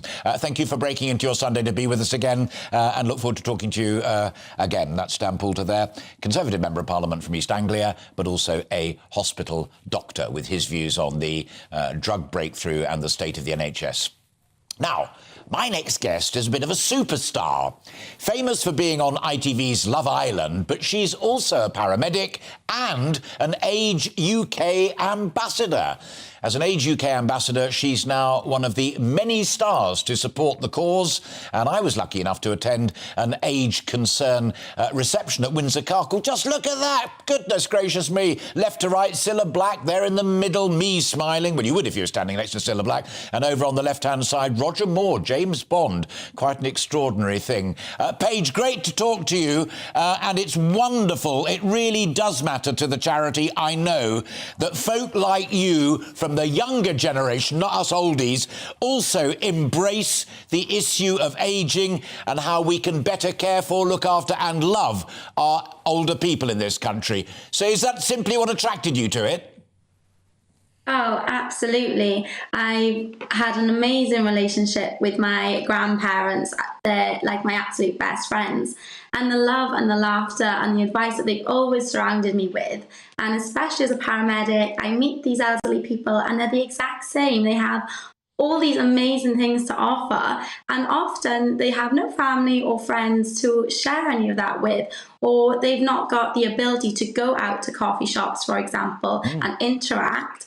I just want to bring so much awareness to that and what they can really bring to people's lives, and just really bridge the gap between youngsters and elderly, because I feel like there's a huge divide. Because we've been talking all today about new drug treatments and how they're tested and how the NHS try and administer them. But I think Dan Poulter, the Tory MP, just made it crystal clear in that conversation that actually for elderly people who may face dementia or Alzheimer or whatever it may be, it is the domestic situation, it is just the quality of their life that matters so much. And you and your colleagues there have got big plans for Christmas, haven't you? Yes, absolutely. Yes, we do indeed. So when it comes to the domestic side of it and all that with Age UK, they provide such amazing, they got an activity centre where you can go and do anything from learn to use the internet, which is a huge part of today's society and can make people feel like they are more social and have a lot more people around them. Amazing service, even down to chair yoga, getting the mobility going again, and oh gosh, getting that mobility going again so that they're still fighting fit, you know. We're even doing next week a nice Christmas dinner, a nice Christmas party with them all. So I'm going to be there cooking up some roasties and having a good old party with them. It's the little things like that that maybe they don't have at home that they can really get from this charity. It's really, really amazing what they're doing. I couldn't agree with you more. And for some folk, that will be much more important than any form of medicine that may or may not be available. I don't want to drag you into difficult political territory. I genuinely don't, because that's not the purpose of our conversation. But you mentioned it yourself at the beginning of our conversation. It's got to be pretty tricky out there as a paramedic at the moment, not only with all of those pressures you've just described on folk, but it's just tough times in the NHS, isn't it? Yeah, it is really tough times throughout the NHS and for all sectors of the NHS, whether it's from the social services down to, you know, the all pass units or, you know, paramedics, A&E. It's just so stretched. Everybody is so overworked, but we're all fighting the same battle. We're all wanting to do our best and we're all wanting to help where we can all of the time. And it's just really, it's heart-wrenching to see how much we're all saying what we need and how it can be better. But it's almost like some people higher up just aren't understanding or maybe aren't listening to what seems like a simple answer. It isn't coming forward with, you know? All right, final question, and it's a cheeky one. Was being on Love Island one of the better decisions you've made in your life, or one that you sometimes reflect on and just wonder, was that right or not? What do you think now, having been through it? Having been through it now, and truthfully speaking, I had a great time. I think it was a great decision. I wouldn't change it for the world. Well, that's brilliant. And thanks for sharing all of that, and thanks for sharing part of your Sunday afternoon with us. Paige Thorne, as I said, a bit of a superstar. Have a wonderful weekend, what's left of it, and the very best of luck and a hugest of thank yous for what you're doing with Age UK as an ambassador, and particularly that Christmas campaign. The details, I think, are all available on the website at Age Concern as well. Paige Thorne, thank you very much indeed for joining us. Now, you've been getting in touch on our big topic of the day, that new dementia drug, and if the NHS can afford it and administer it. Ronald says, my wife was displaying signs of memory loss in the middle of the year. I contacted our GP in June, and after tests, including a CT brain scan, by November, we'd been attended at the Hertfordshire Memory Clinic in Watford and had received the confirmed diagnosis of Alzheimer's. While the news was not good, we were seen in reasonable time. Hurrah for that. And we are now in subsequent consultations regarding existing medications and other options to help maintain the quality of life. Overall, my wife and I have been satisfied by the attention given and what we hope is an early diagnosis. The news of the new treatment was encouraging, and we certainly hope that the NHS can figure out how to make it widely available. We particularly wanted to include that message because it's just so balanced and it's so positive, and all of us wish you all the very best, both you and for your wife. Thank you very much indeed for that.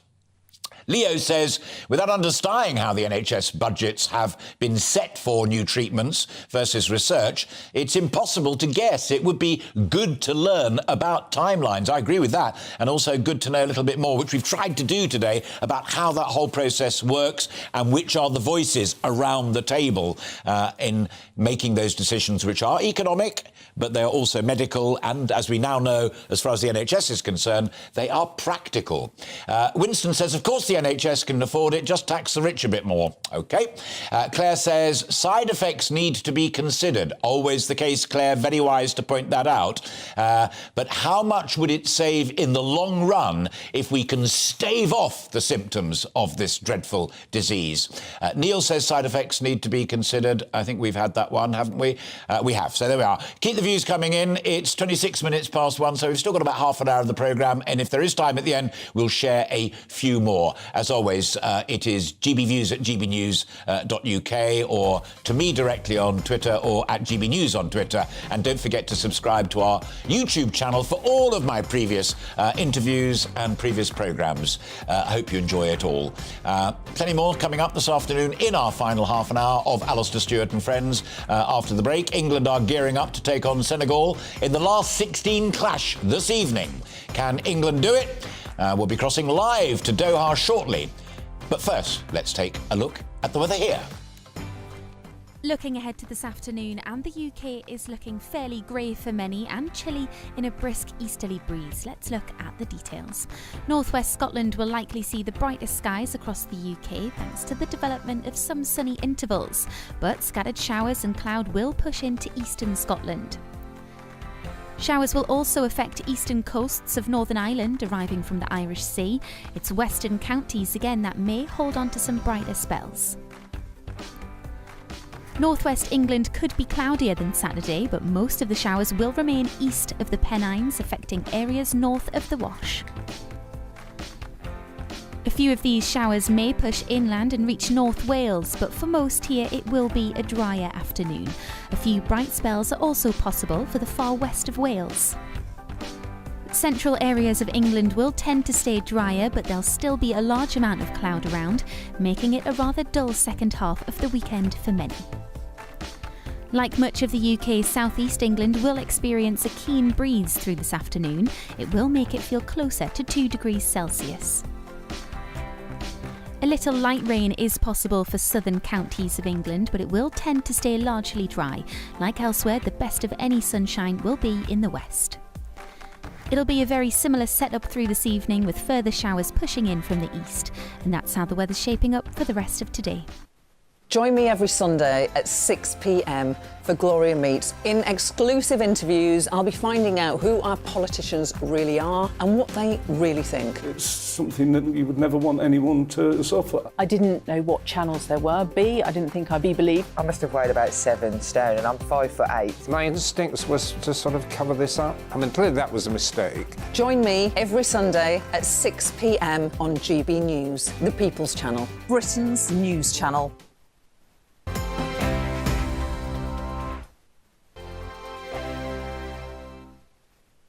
I'm Mark Dolan. Join me at 11 on GB News for Headliners, in which I'll be joined by 2 of the UK's top comedians discussing tomorrow's papers.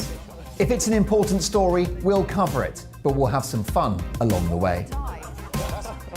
Headliners, the late-night paper review that won't send you to sleep like the others will. 7 nights a week at 11 p.m. on GB News.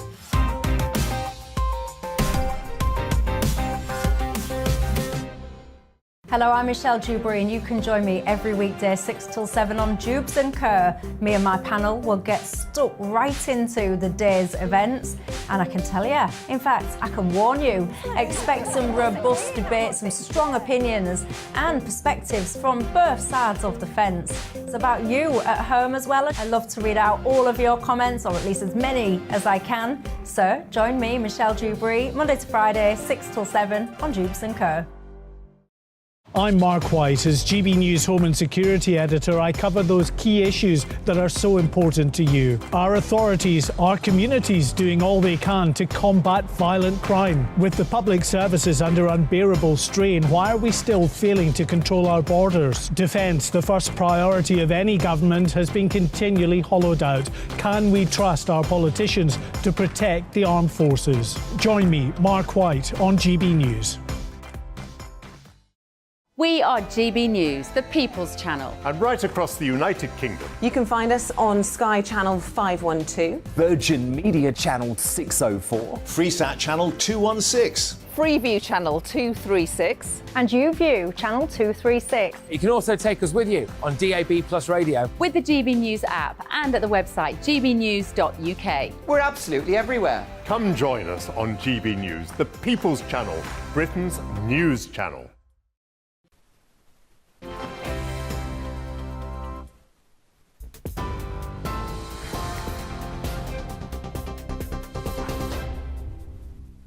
Hello there, welcome back. It's 1:31. I'm Bethany Elsey with your top stories from the GB Newsroom.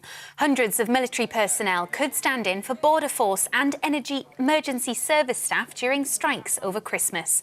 Around 2,000 troops, civil servants and other government volunteers are being trained to help limit disruption during the festive period. The government's contingency plans come as the country prepares for a wave of industrial action across the public sector. The head of the police watchdog has been forced to resign over an historical allegation. It's now emerged Michael Lockwood, who's been the Director General of the Independent Office for Police Conduct since 2018, is facing a criminal investigation. The Home Secretary, Suella Braverman, says she told him to quit or face immediate suspension after learning about the probe. Matt Hancock's account of how he managed care homes during the COVID pandemic has been described as a deluded version of events.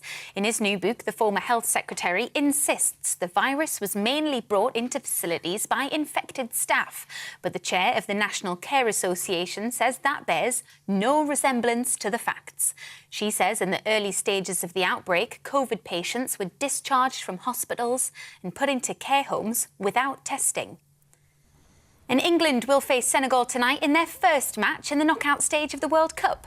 The Africa Cup of Nations holders were runners-up in Group A, but the Three Lions remain unbeaten and are favourites to get through to the next round. England fans in Qatar are optimistic. Feeling hopeful? I'm very hopeful. Score prediction? 3-1 England. Okay. How are you feeling about tonight, guys? Incredibly nervous. We know it's going to be a tough game. It's never easy at this stage. You know, the group stages are out the way. Anything can happen. Senegal have got a great team, and it's going to be a tough one. Prediction? 3-1 England. It's way too optimistic. I'm going to go 2-1, maybe after extra time, but then I'll be in tears, so let's not go that far. All right, and hopefully no penalties. You're up to date on TV, online and DAB Plus Radio. This is GB News. Now it's back to Alastair.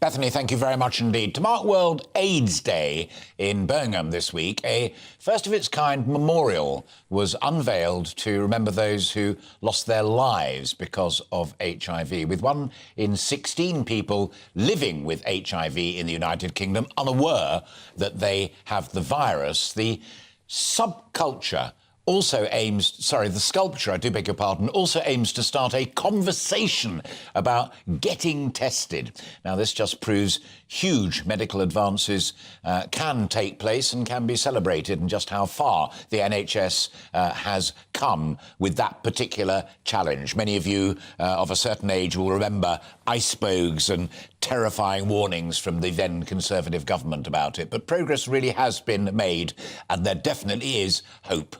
GB News reporter Jack Carson has this report.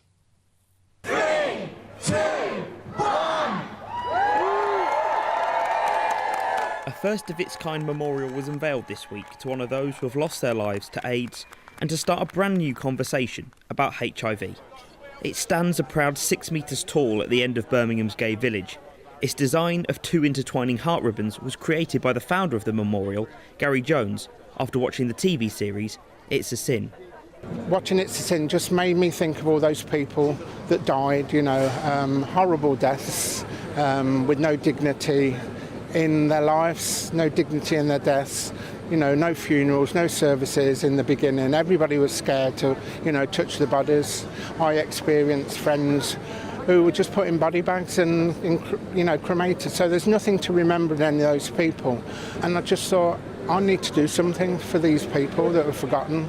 For fabricator and sculptor Luke Perry, it's been a complex project. Physically, to be able to make this, what we did was take the largest piece of sheet metal we could get and bend it, and then bend it in other ways as well, ways that the metal doesn't normally like to be bent in, ways that people thought we couldn't work with, but we had to develop machinery to be able to physically make it, and then make each individual sections, 4 sections, and then intertwine those and weld them together.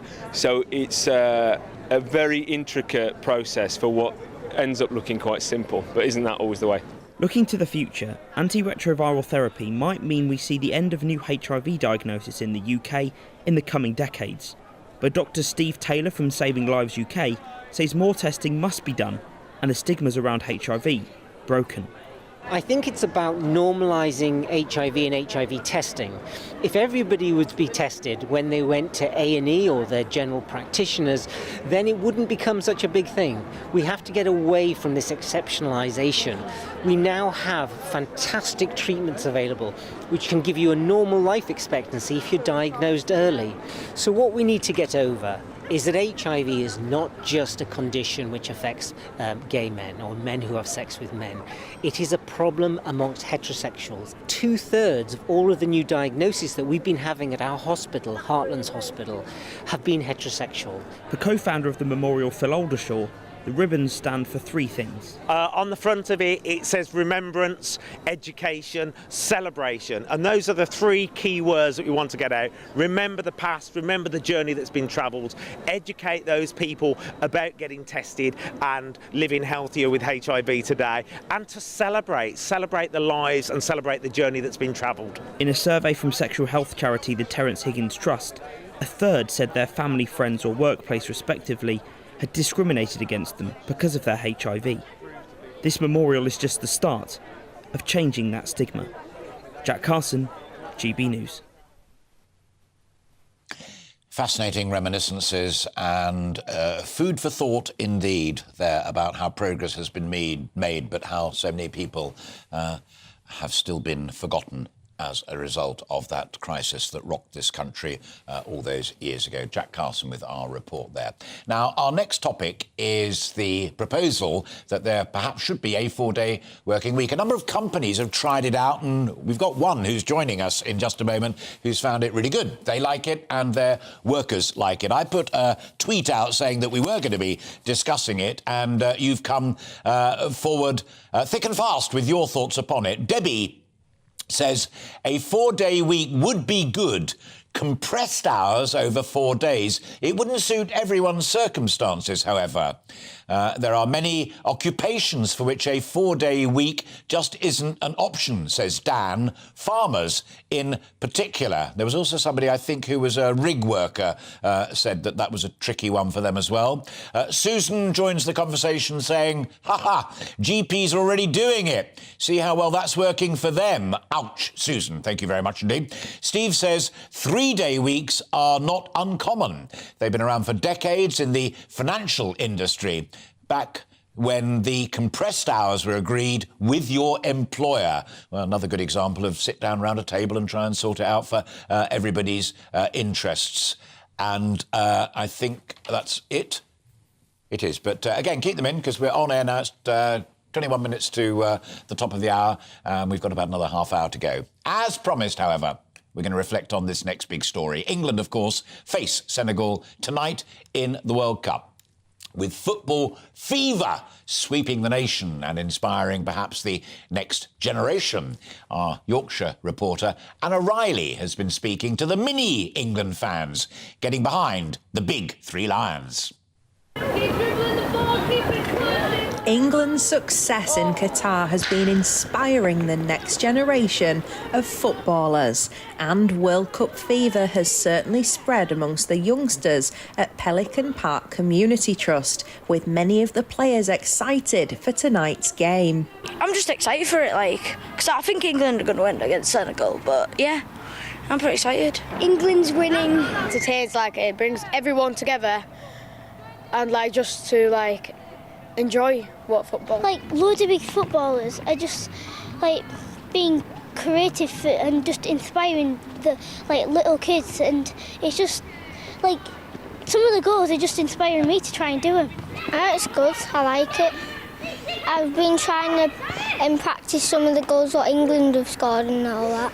I think we're doing good at the World Cup, yeah. Football's coming home. Sports coaches at the centre get a kick out of seeing the kids so passionate about the game. You can definitely tell the World Cup has been on. We've had a lot more excited children come down. You go into a primary school and that's it. All they want to talk about is the World Cup. Come down here. We've had a lot more children come down recently since the World Cup has started. Everyone's football mad at the minute. Yeah, so they're all coming up and talking about the games that have happened, like trying out tricks that they've seen in the World Cup. I think that's a big thing. If they see something on the telly, they want to try it out here.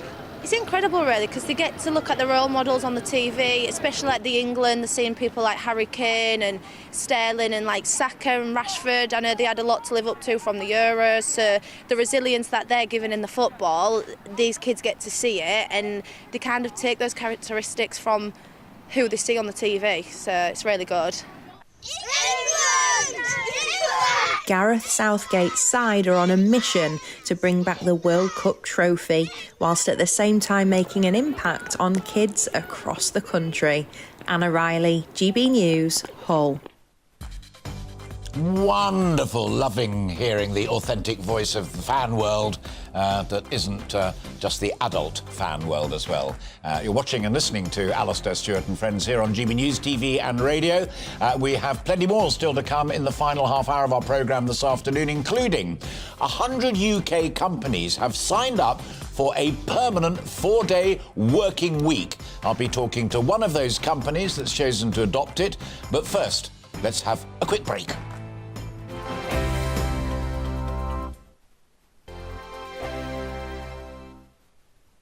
We are GB News, and we'd like to say thank you to each and every one of you for bringing us your conversations, for helping our great nation find its voice. We are here for you on radio, television, and online, across England, Scotland, Wales, and Northern Ireland. It's not the BBC, you actually get your facts right. We are proud to be GB News, the People's Channel, Britain's news channel. Monday to Thursday, 9 p.m. till 11 p.m. Join me, Dan Wootton. I'll bring you the sharpest takes and hottest debates. Do you not believe in prison? I don't believe in prison. I'm completely stunned. I guarantee you there'll be no spin, no bias, no censorship. I actually was personally quite offended by it.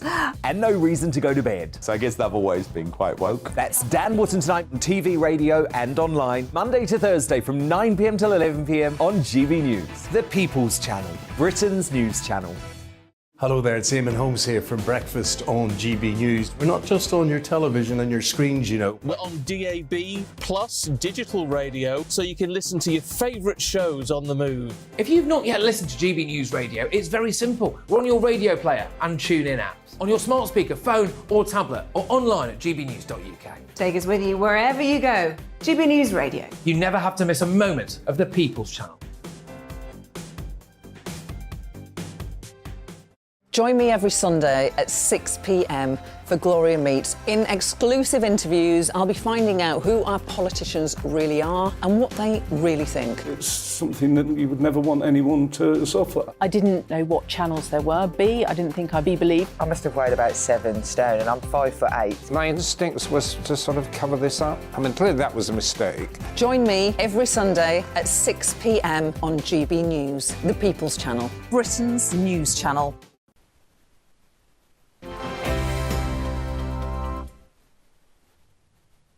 Welcome back. It is 1:44, just coming up towards 2 o'clock. You're watching and listening to Alastair Stewart and Friends here on GB News. As I said just before the break, 100 UK companies have decided that they're going to permanently adopt a 4-day working week for all of their employees with no loss of pay. The 100 companies employ 2,600 staff, a tiny fraction of the UK's working population, but the 4-day week campaign group is hoping that they will be the vanguard of a major shift.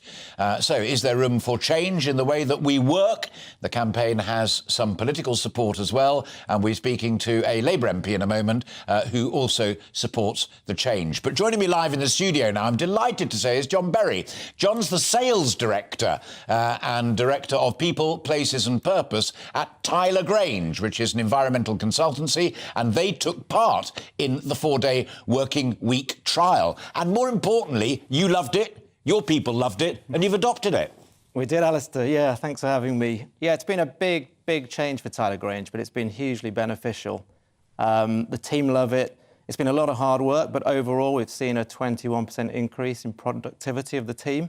You see, that's fascinating. I only interrupt because a lot of the people have been tweeting me about this. Oh, yeah, but you won't get enough work done. You won't be productive enough, because in the current economic climate, that is almost the be-all and end-all.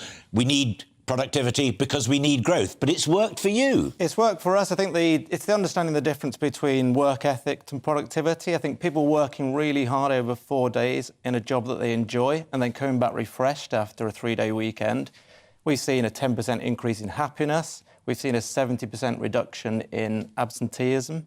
So everything for us has been really positive. And we recognise it's not right for every business. For us, certainly, it's given the business an opportunity to give everyone effectively 47 non-working days a year. No, absolutely. And, John, I also gather, importantly, that it's not kind of one-size-fits-all. That's correct. There's a template of how you might try it out, but you and the team sat down round a table and worked out how it would work for them and your company. Yeah, for us, we decided to take 1 day a week for the whole business, so nobody works Fridays, and that's had the biggest impact for us. It also gives us Fridays to do a lot of work. You know, one of our values is caring, belonging and opportunity. We do a lot of voluntary and community work on Fridays now, which has a huge impact for society, and it has a huge impact on the people that work in our business. So it's not 47 days additional holiday, it's 47 non-working days where people can still make a difference. And that might mean more time with family as well as hobbies and more mundane things. But, you know, generally for us, the business has continued to thrive. Our clients are happy, the people we collaborate with are happy, and we see no reason to go back. How fascinating. There is a tricky potential downside, and I'm asking you as a frontline business person about this, and we all know about the rows over working hour directives and things like that. In your view, as an experienced business person, is this something that should become the law of the land? You have to, you know, there's a maximum of how many days you can work, or can it be worked out by a particular company like yours and a particular group of workers for everybody's interest, rather than it making an edict? Yeah, I think it has to be approached flexibly, and every business has to adapt to it in a different way. To mandate the number of hours and how it gets applied, I don't think would be correct. I think such a wide range of industries in the UK that would need to operate in different ways to make it a success. To try and put that into statute or law, in my opinion, just wouldn't work. So, yeah, flexibility, adaptability with a 4-day week is key, and I think we'll obviously continue to monitor it ourselves and alter it as and when we need to. Interestingly, and talking to other companies that have been involved in it, and indeed it may also affect your own company, but we've had those tweets and emails from people saying, look, yeah, tricky for GPs, or we're trying it as GPs, and that's been difficult. And I couldn't find the email earlier, but somebody definitely said, if you're an oil rig worker, you must be joking. Come on, there's going to be too many shifts. It's going to boost costs left, right and centre. Yeah. What are the problems that have emerged that need addressing if a company is sitting out there listening, thinking, quite like the idea, John's telling me it works for his company and it works for his workforce, but there are a few tricky points we need to think a little further about? Yeah, people do get concerned about compressed hours, so doing 5 days work into 4, there's additional pressure and anxiety over that. But actually, by looking at shift patterns, looking at the way people work, we have surveys going on through the night, and actually we can still work with those members of the team and also sub-consultants outside of our business to see that we can still offer 7 days of work. It's just the core team only have to work 4 of those 7 days. So I think technology and innovation is also key, making sure your business can cut out administration where it's not needed. And also, I mean, environmentally for us, it's big in terms of... Well, investment in the right kit and facility is as much about productivity as just working a bit harder. It is, and also, you know, that 4-day week applied across the UK, they've said by 2025 could see 27 million tonnes of carbon reduced in our footprint. So it has big consequences for the environment, socially. But I say, yeah, I agree that for some businesses it would be difficult and it would be different. And that's one of the keys, actually. The run-up to it, the preparation, the use of technology, all of that are key considerations for being ready to work a 4-day week. And for some people, it will be difficult, but not for everybody. Oh, well, not insurmountable, however. John, great to meet you. And thank you very much indeed. Well done on the experiment. And thanks for sharing your experiences there. That's John Berry, who is the sales director at Tyler Grange, an environment consultancy, saying he likes it. And more importantly, I'm sure he'd be the first to admit, his people like it.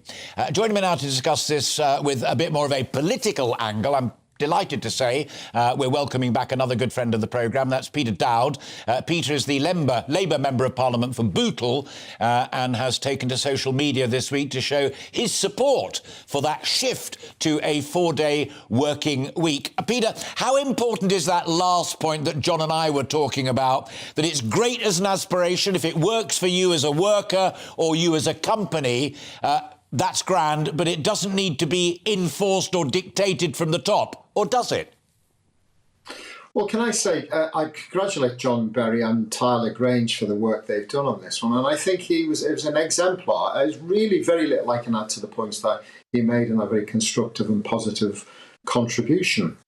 It's inevitably the way when you're dealing with issues around employment law. We've done this for 150 years or more, in fact, in terms of changes to employment law. When people used to work a 16-hour day, and at the time, the economy will fail, so let's not introduce it right across the spectrum. And gradually, it happens. Gradually, it moves from a 16-hour day, including children not working more than 12 hours, etc.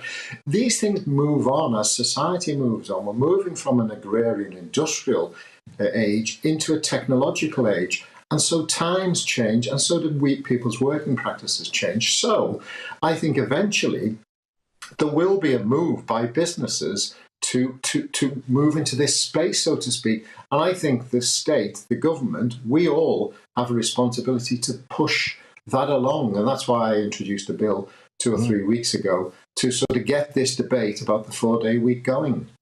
Yeah, well, I hope we've added to that debate as well, talking to John and actually, and getting a finger on the pulse of it. You're a former Shadow Chief Secretary to the Treasury, so you know about the numbers in terms of the public finances. Do you think there's an upside or a downside to this as far as tax take, national insurance, revenues to the Treasury? Well, actually, I think the point that John made is the point I was going to make in terms of productivity. Productivity goes up. What's not to like about the practical aspect, that practical growth, the potential there for growth through productivity gains, technological developments? What's not to like about that? Then you put the human side to it, less absenteeism, people want to work for companies like that. I'm not quite sure what there's not like about the proposal. Now, I completely and utterly accept that in different industries it might be operated in different ways. A one-size-fits-all approach to this isn't going to work. But we have to work on the principle that this is a good idea, it's a good mechanism, it gives you a better work-life balance, the company benefits, the employers benefit, and the economy benefits. Again, I repeat, what's not to like about that? Yeah, and gives people time on a Friday to do charitable work and stuff like Absolutely. that, which is always a celebration. Absolutely. You know better than I, it was in the 2019 manifesto. Do you think it's likely to be in the manifesto for 2024 or wherever that general election is going to be? And have you personally, Peter, talked to Sir Keir and Rachel Reeves about it?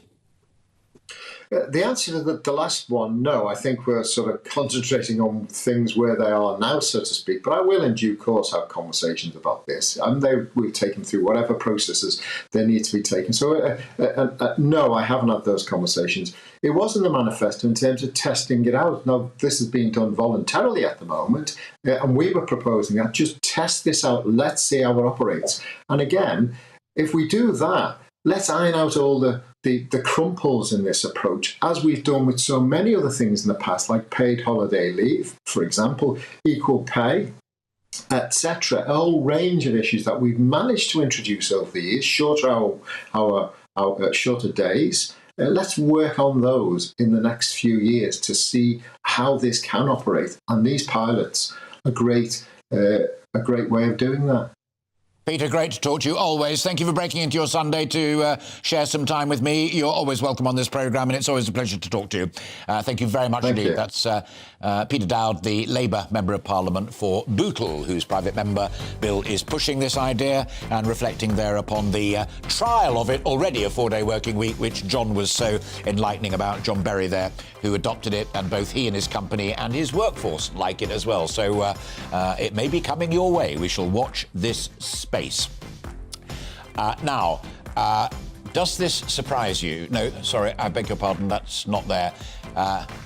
I'm afraid I've just been told that we can't go to Doha because we have technical problems there, but I promise you that throughout the rest of the day, in the build-up to that big match at 7 o'clock, GB News will be across it. We'll just make sure that the lines work, but we don't want to inflict upon you a line that doesn't work.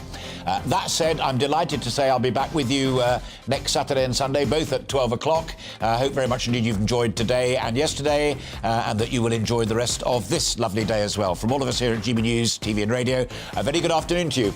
Bye-bye. Looking ahead to this afternoon, and the UK is looking fairly grey for many and chilly in a brisk easterly breeze. Let's look at the details. Northwest Scotland will likely see the brightest skies across the UK thanks to the development of some sunny intervals, but scattered showers and cloud will push into eastern Scotland. Showers will also affect eastern coasts of Northern Ireland, arriving from the Irish Sea. It's western counties again that may hold on to some brighter spells. Northwest England could be cloudier than Saturday, but most of the showers will remain east of the Pennines, affecting areas north of the Wash. A few of these showers may push inland and reach North Wales, but for most here it will be a drier afternoon. A few bright spells are also possible for the far west of Wales. Central areas of England will tend to stay drier, but there'll still be a large amount of cloud around, making it a rather dull second half of the weekend for many.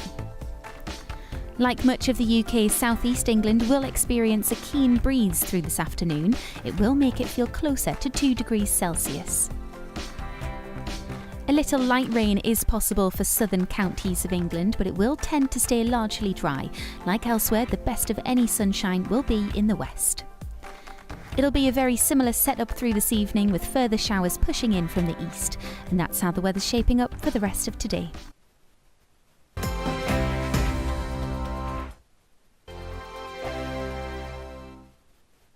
Monday to Thursday nights on GB News. At 6, it's Deems & Co. 7 o'clock, Farage. At 8, join Mark Stein. And at 9, Dan Wootton Tonight, followed by Headliners. On TV, radio and online. This is GB News. We are GB News, the People's Channel. Why not take us home with you by visiting the GB News shop at gbnews.store. You'll find all the official merchandise, a really good present actually for yourself, your friends or your family. We ship across the UK mainland at no extra cost. GB News, the People's Channel. Here on GB News Live, we'll be keeping you in the picture, finding out what's happening across the country and finding out why it matters to you. We'll have the facts fast with our team of reporters and specialist correspondents. Wherever it's happening, we'll be there from 12 noon on TV, radio and online. GB News, the People's Channel, Britain's news channel. Monday to Thursday on GB News, it's Bev Turner Today from 10 a.m. We're going to be here for you, our GB News family, to keep you up to date, but also make you smile. The guy went from puberty to adultery. And I can't wait to bring a few of my own opinions. I have no time for cultural totalitarianism. We'll engage in passionate, but always polite debate, with your thoughts and opinions at the centre of it all. Only on GB News, the People's Channel, Britain's news channel. Hi there, it's Stephen and Anne. At breakfast from 6 a.m, you'll always be caught up with everything you need to know, the latest headlines, opinions and debates. We'll bring you the good news and the bad, but most of all, we're here for you. Remember, send in your views and let us know what you would like us to talk about. That's because we're your news channel. And every morning at 6 a.m, it's breakfast on GB News.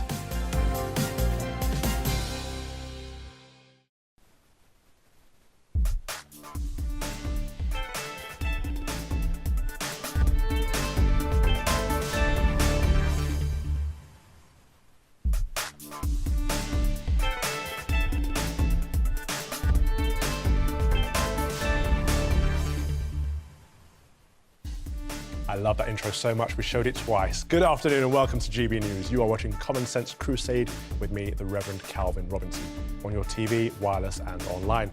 This show is all about championing common sense, and today we will be discussing the census results showing that less than half of England and Wales' population are Christian. We'll also take a look back at what's been a very difficult week for the royal family, and I'll be asking, who do you blame for the winter of discontent? First, it's a check on those news headlines with Bethany.